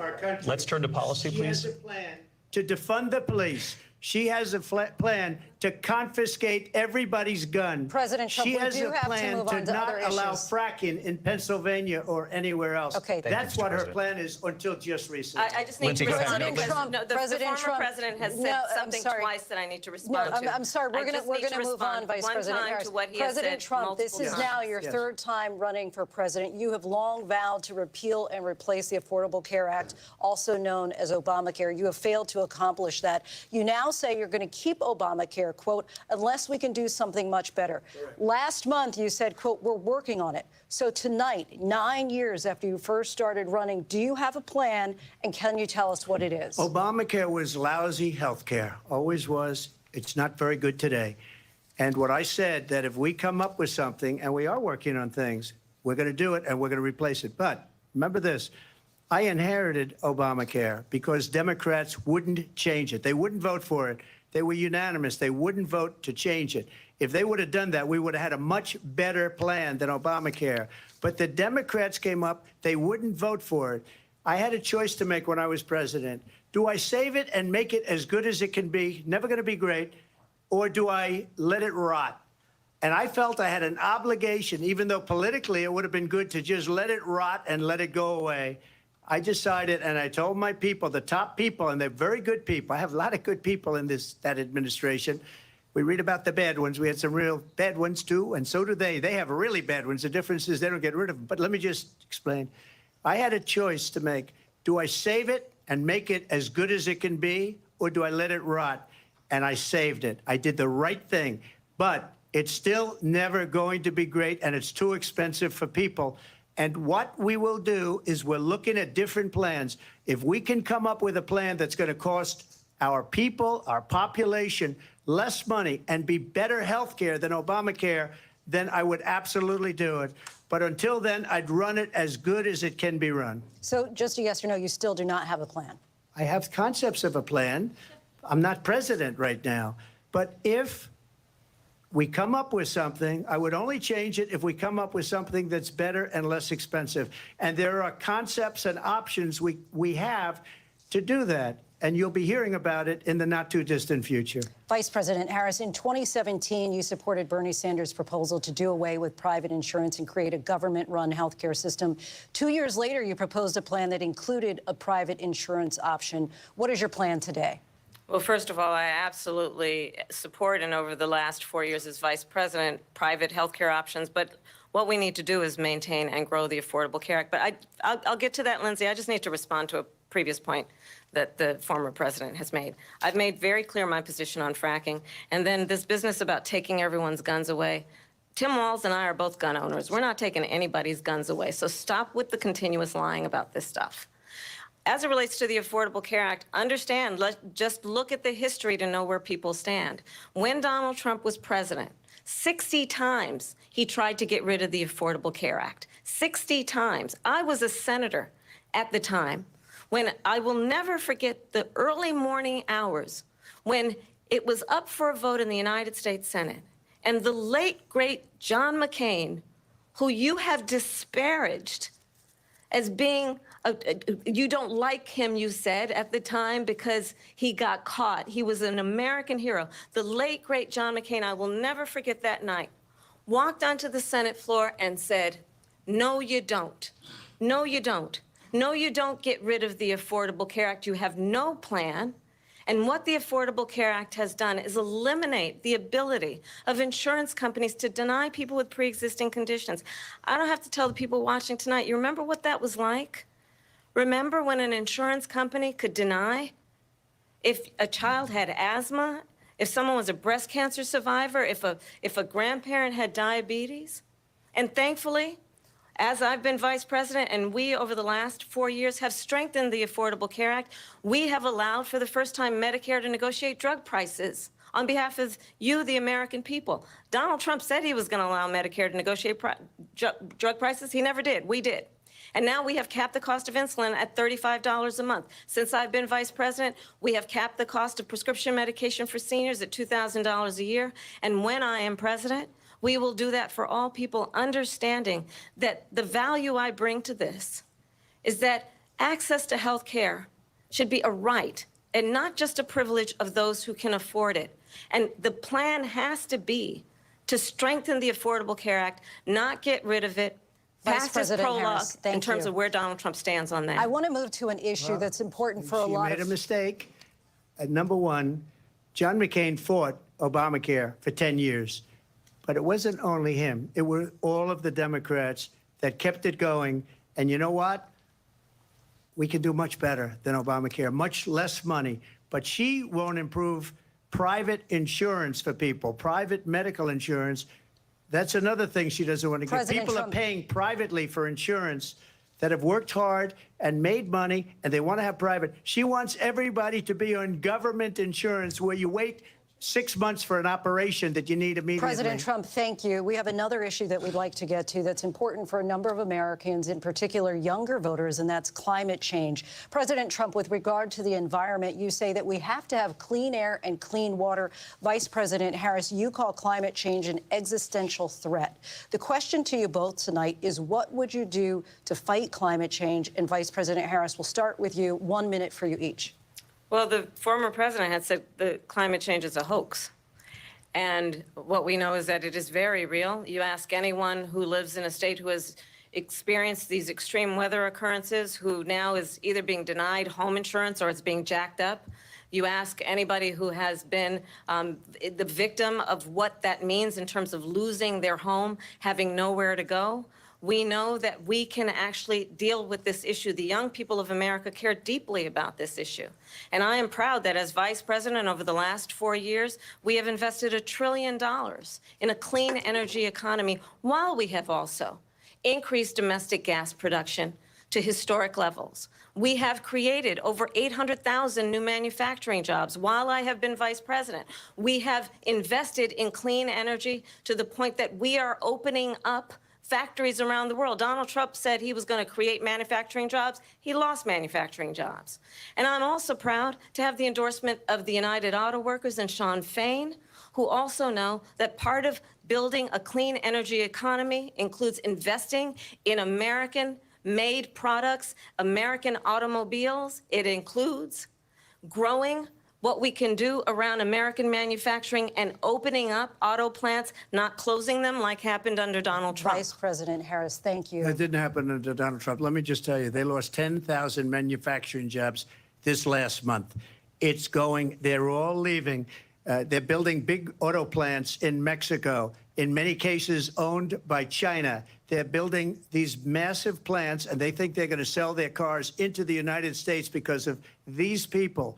What they have given to China is unbelievable. But we're not going to let that. We'll put tariffs on those cars so they can't come into our country, because they will kill the United Auto Workers and any auto worker, whether it's in Detroit or South Carolina or any other place.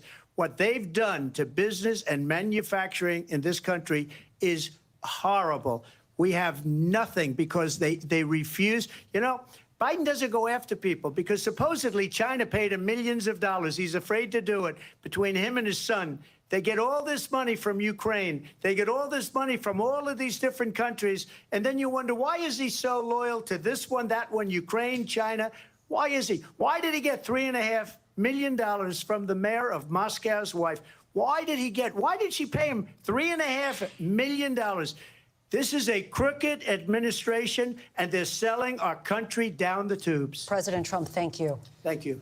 We'll be right back with closing statements from both of our candidates. An historic night, this ABC News presidential debate from Philadelphia. Back in a moment.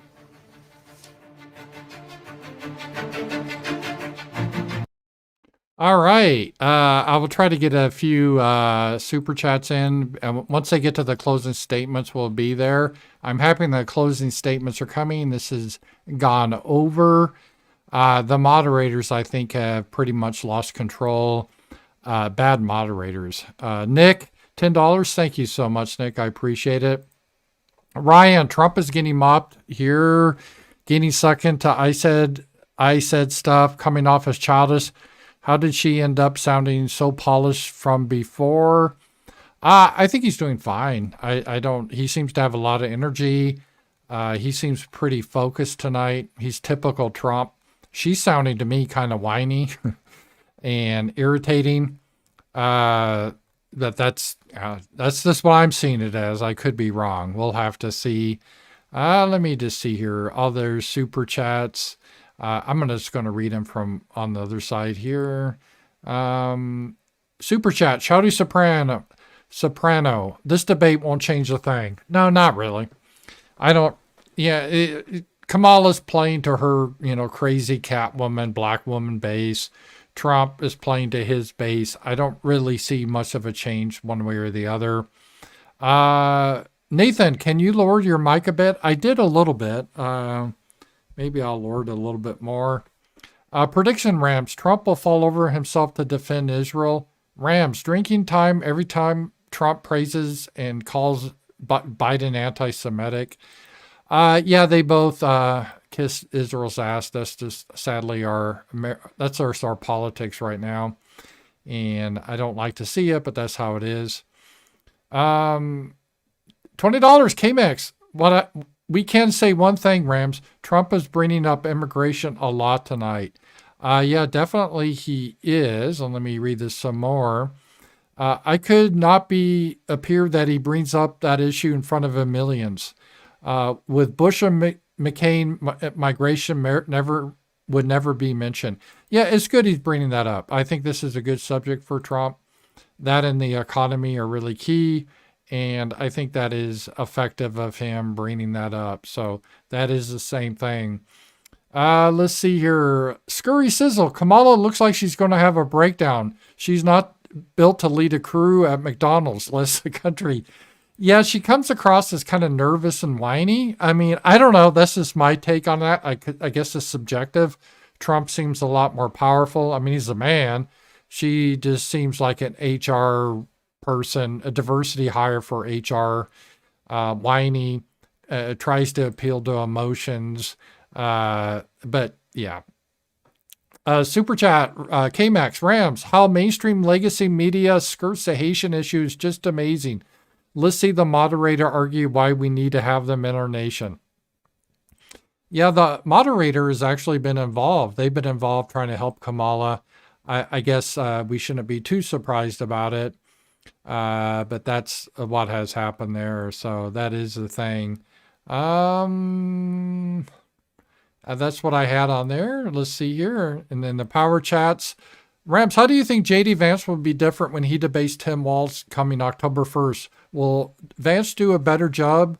Will you cover that debate too? Yeah, I'm a big fan of J.D. Vance. I actually prefer him to Trump, to be honest. I think J.D. Vance is more right-wing. I think Trump is more a populist, but on the issues, Vance is closer to us. And I think he's smarter than Trump and more articulate than Trump. And that's not throwing shade at Trump. Trump is smarter and more articulate than Kamala. So smarts and being articulate aren't everything. But yeah, I think J.D. Vance will do really well. Robert, Trump brought up immigration more times than any other, but he insists on bringing up drugs, crime, and mental institutions. I also brought up illegals harm Black and Hispanic employment. I guess he will do that forever. Yeah, I mean, he's a civnat, Trump is. That's just how he is. And I don't like it, but that's just the reality of the situation. And so that's it. Okay, I think I got caught up on that. And Zombie Corbin, thank you for your commentary. Thanks for streaming. Thank you, Zombie. That was a rant. I got a rant, so thank you for that. I appreciate that. And here we go. Let's get back to the closing statements. Two very different visions for our country. One that is focused on the future, and the other that is focused on the past, and an attempt to take us backward. But we're not going back. And I do believe that the American people know we all have so much more in common than what separates us. And we can chart a new way forward. And a vision of that includes having a plan, understanding the aspirations, the dreams, the hopes, the ambition of the American people, which is why I intend to create an opportunity economy, investing in small businesses, in new families, in what we can do around protecting seniors, what we can do that is about giving hardworking folks a break and bringing down the cost of living. I believe in what we can do together that is about sustaining America's standing in the world and ensuring that we have the respect that we so rightly deserve, including respecting our military and ensuring we have the most lethal fighting force in the world. I will be a president that will protect our fundamental rights and freedoms, including the right of a woman to make decisions about her own body and not have her government tell her what to do. I'll tell you, I started my career as a prosecutor. I was a DA, I was an attorney general, a United States senator, and now vice president. I've only had one client, the people. And I'll tell you, as a prosecutor, I never asked a victim or a witness, are you a Republican or a Democrat? The only thing I ever asked them, are you okay? And that's the kind of president we need right now. She's someone mommy. who cares about you and is not putting themselves first. I intend to be a president for all Americans and focus on what we can do over the next 10 and 20 years to build back up our country by investing right now in you, the American people. Vice President Harris, thank you. President Trump? So she just started by saying she's going to do this, she's going to do that, she's going to do all these wonderful things. Why hasn't she done it? She's been there for 3.5 years. They've had 3.5 years to fix the border. They've had 3.5 years to create jobs and all the things we talked about. Why hasn't she done it? She should leave right now, go down to that beautiful White House, go to the Capitol, get everyone together and do the things you want to do, but you haven't done it and you won't do it because you believe in things that the American people don't believe in. You believe in things like We're not going to frack. We're not going to take fossil fuel. We're not going to do things that are going to make this country strong, whether you like it or not.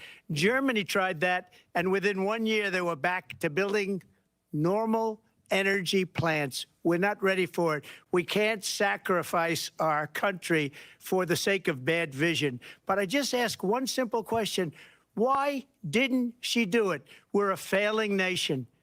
We're a nation that's in serious decline. We're being laughed at all over the world. All over the world, they're laughing. I know the leaders very well. They're coming to see me. They call me. We're laughed at all over the world. They don't understand what happened to us as a nation. We're not a leader. We don't have any idea what's going on. We have wars going on in the Middle East. We have wars going on with Russia and Ukraine. We're going to end up in a third world war, and it'll be a war like no other because of nuclear weapons, the power of weaponry. I rebuilt our entire military. She gave a lot of it away to the Taliban. She gave it to Afghanistan. What these people have done to our country, and maybe toughest of all, is allowing millions of people to come into our country. Many of them are criminals, and they're destroying our country. The worst president, the worst vice president in the history of our country. President Trump, thank you. And that is our ABC News presidential debate from here in Philadelphia at the National Constitution Center. I'm Lindsay Davis. And I'm David Muir. Thank you for watching here in the U.S. and all over the world, and from all of us here at ABC News. Good night. All right. I'll do some initial reactions here. And this isn't, I just my gut reactions. I took notes, if you guys saw. The first thing, and then I was checking X, and a lot of people thought the same thing. It's sad. ABC, I was hopeful. CNN, their moderators were actually pretty fair, and they were moderators. They weren't trying to argue with the candidates. I counted 1, 2, 3, 4 times the moderators directly argued with Trump, and they were trying to help Kamala. They would say something as a fact that was a matter of opinion. Kamala was able to bring up lies, and they didn't challenge her, like the bloodbath lie. She took that out of context. The 2025 Project 2025 lie. The moderators, I thought, were really poor. They were very biased, and I don't know if they did Kamala a favor. I guess the big question is who won the debate. Well, obviously, if you're a crazy cat lady or a black woman, you're going to say Kamala. If you're on the right, someone like me, you're going to say Trump. So how about the people in the middle? And I think Trump, for the people in the middle, I think he was better in the sense he projected more strength. He said, she's been in this administration 3.5 years. Why haven't they done these things? And I thought that was a very effective closing argument. He really focused on how immigration is destroying this country. I thought that was very effective. Kamala, she really got focused on the whole abortion thing. A lot of lies there too. You can have abortion up to the 9th month. You can still do that in Colorado if the health of the mother's in danger. But how they found out a loophole, the woman just has to say, "Oh, I'll just be mentally stressed if I don't have this baby killed," and they kill it. So that's a loophole. I thought Trump handled the abortion issue well. Again, I don't think the abortion is going to be the big issue here. Again, the people that have very strong opinions, like if they want to, if their highest thing is be able to fuck around and kill their child, they're going to vote for Kamala anyway. That's not going to change. I think the economy and immigration are really the two major issues. I thought Trump was very good for keeping it focused on that. Now, just looking at them personally, how I think each did, I think Trump did better than I thought he would do. I thought he did better than the Biden debate. Now, the Biden debate was an absolute disaster for Biden, but not because Trump kicked his ass. Biden just was drooling and he didn't know where he was. So it's like a winning by default. I thought Trump wasn't actually as sharp in the first debate. I thought he was very sharp in this debate. He didn't ramble much. He was funny. He had some lines like, her plan is like run, spot, run, kind of dealing with how she's a very stupid woman. and he said that Kamala is a Marxist. He was able to use that line when she tried to interrupt him. I'm talking now. That was great, but put that back on her. So he was able to do that.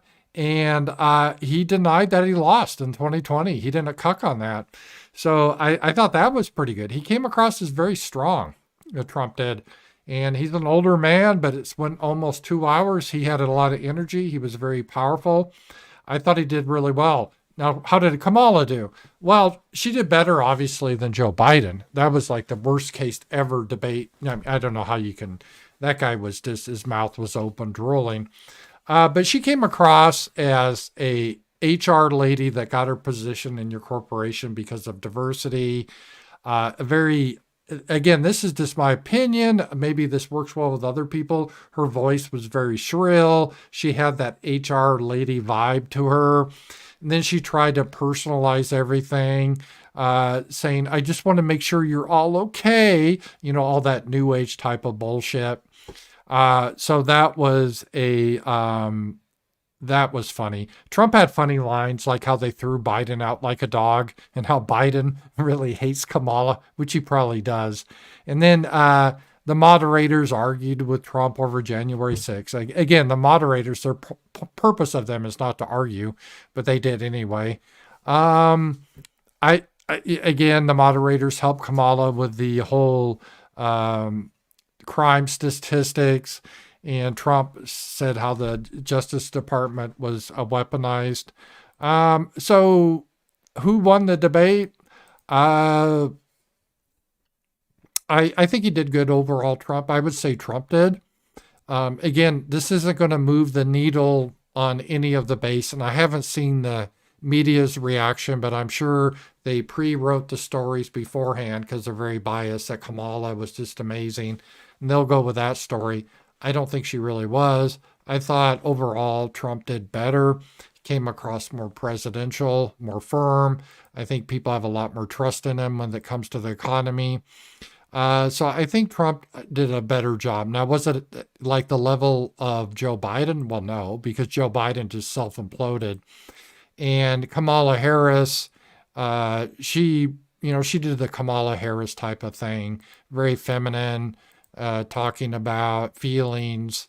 And she repeated herself a lot of lies that the moderators let slip. So it was okay. I mean, again, one of the moderators said, or she said, Kamala said, it's a very different vision of America that they had.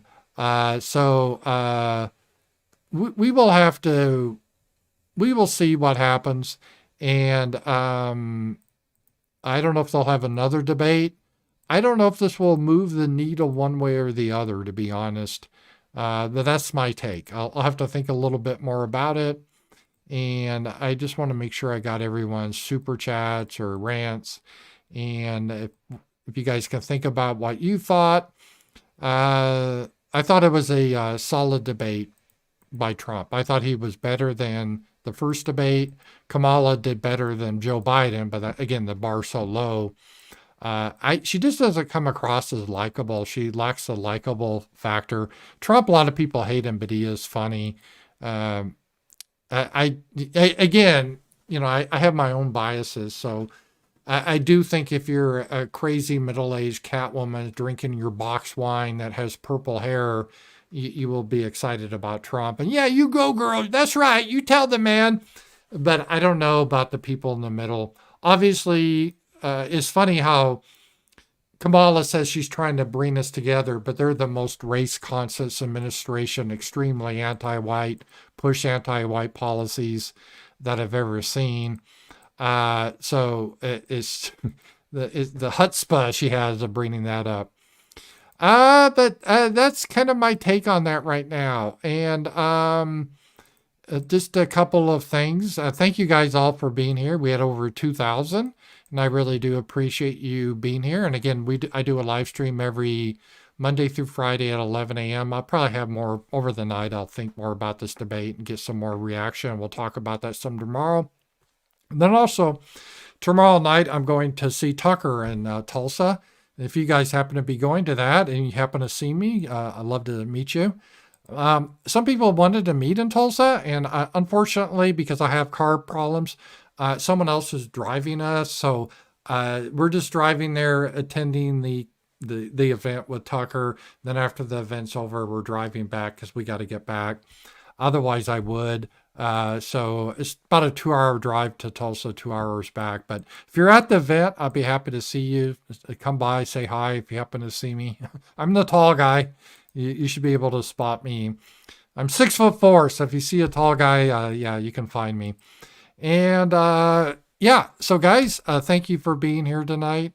It was fun doing this. The debate kind of got a little bit slow, and the moderators kind of lost control, and they were kind of biased. But I thought overall Trump did a pretty solid job.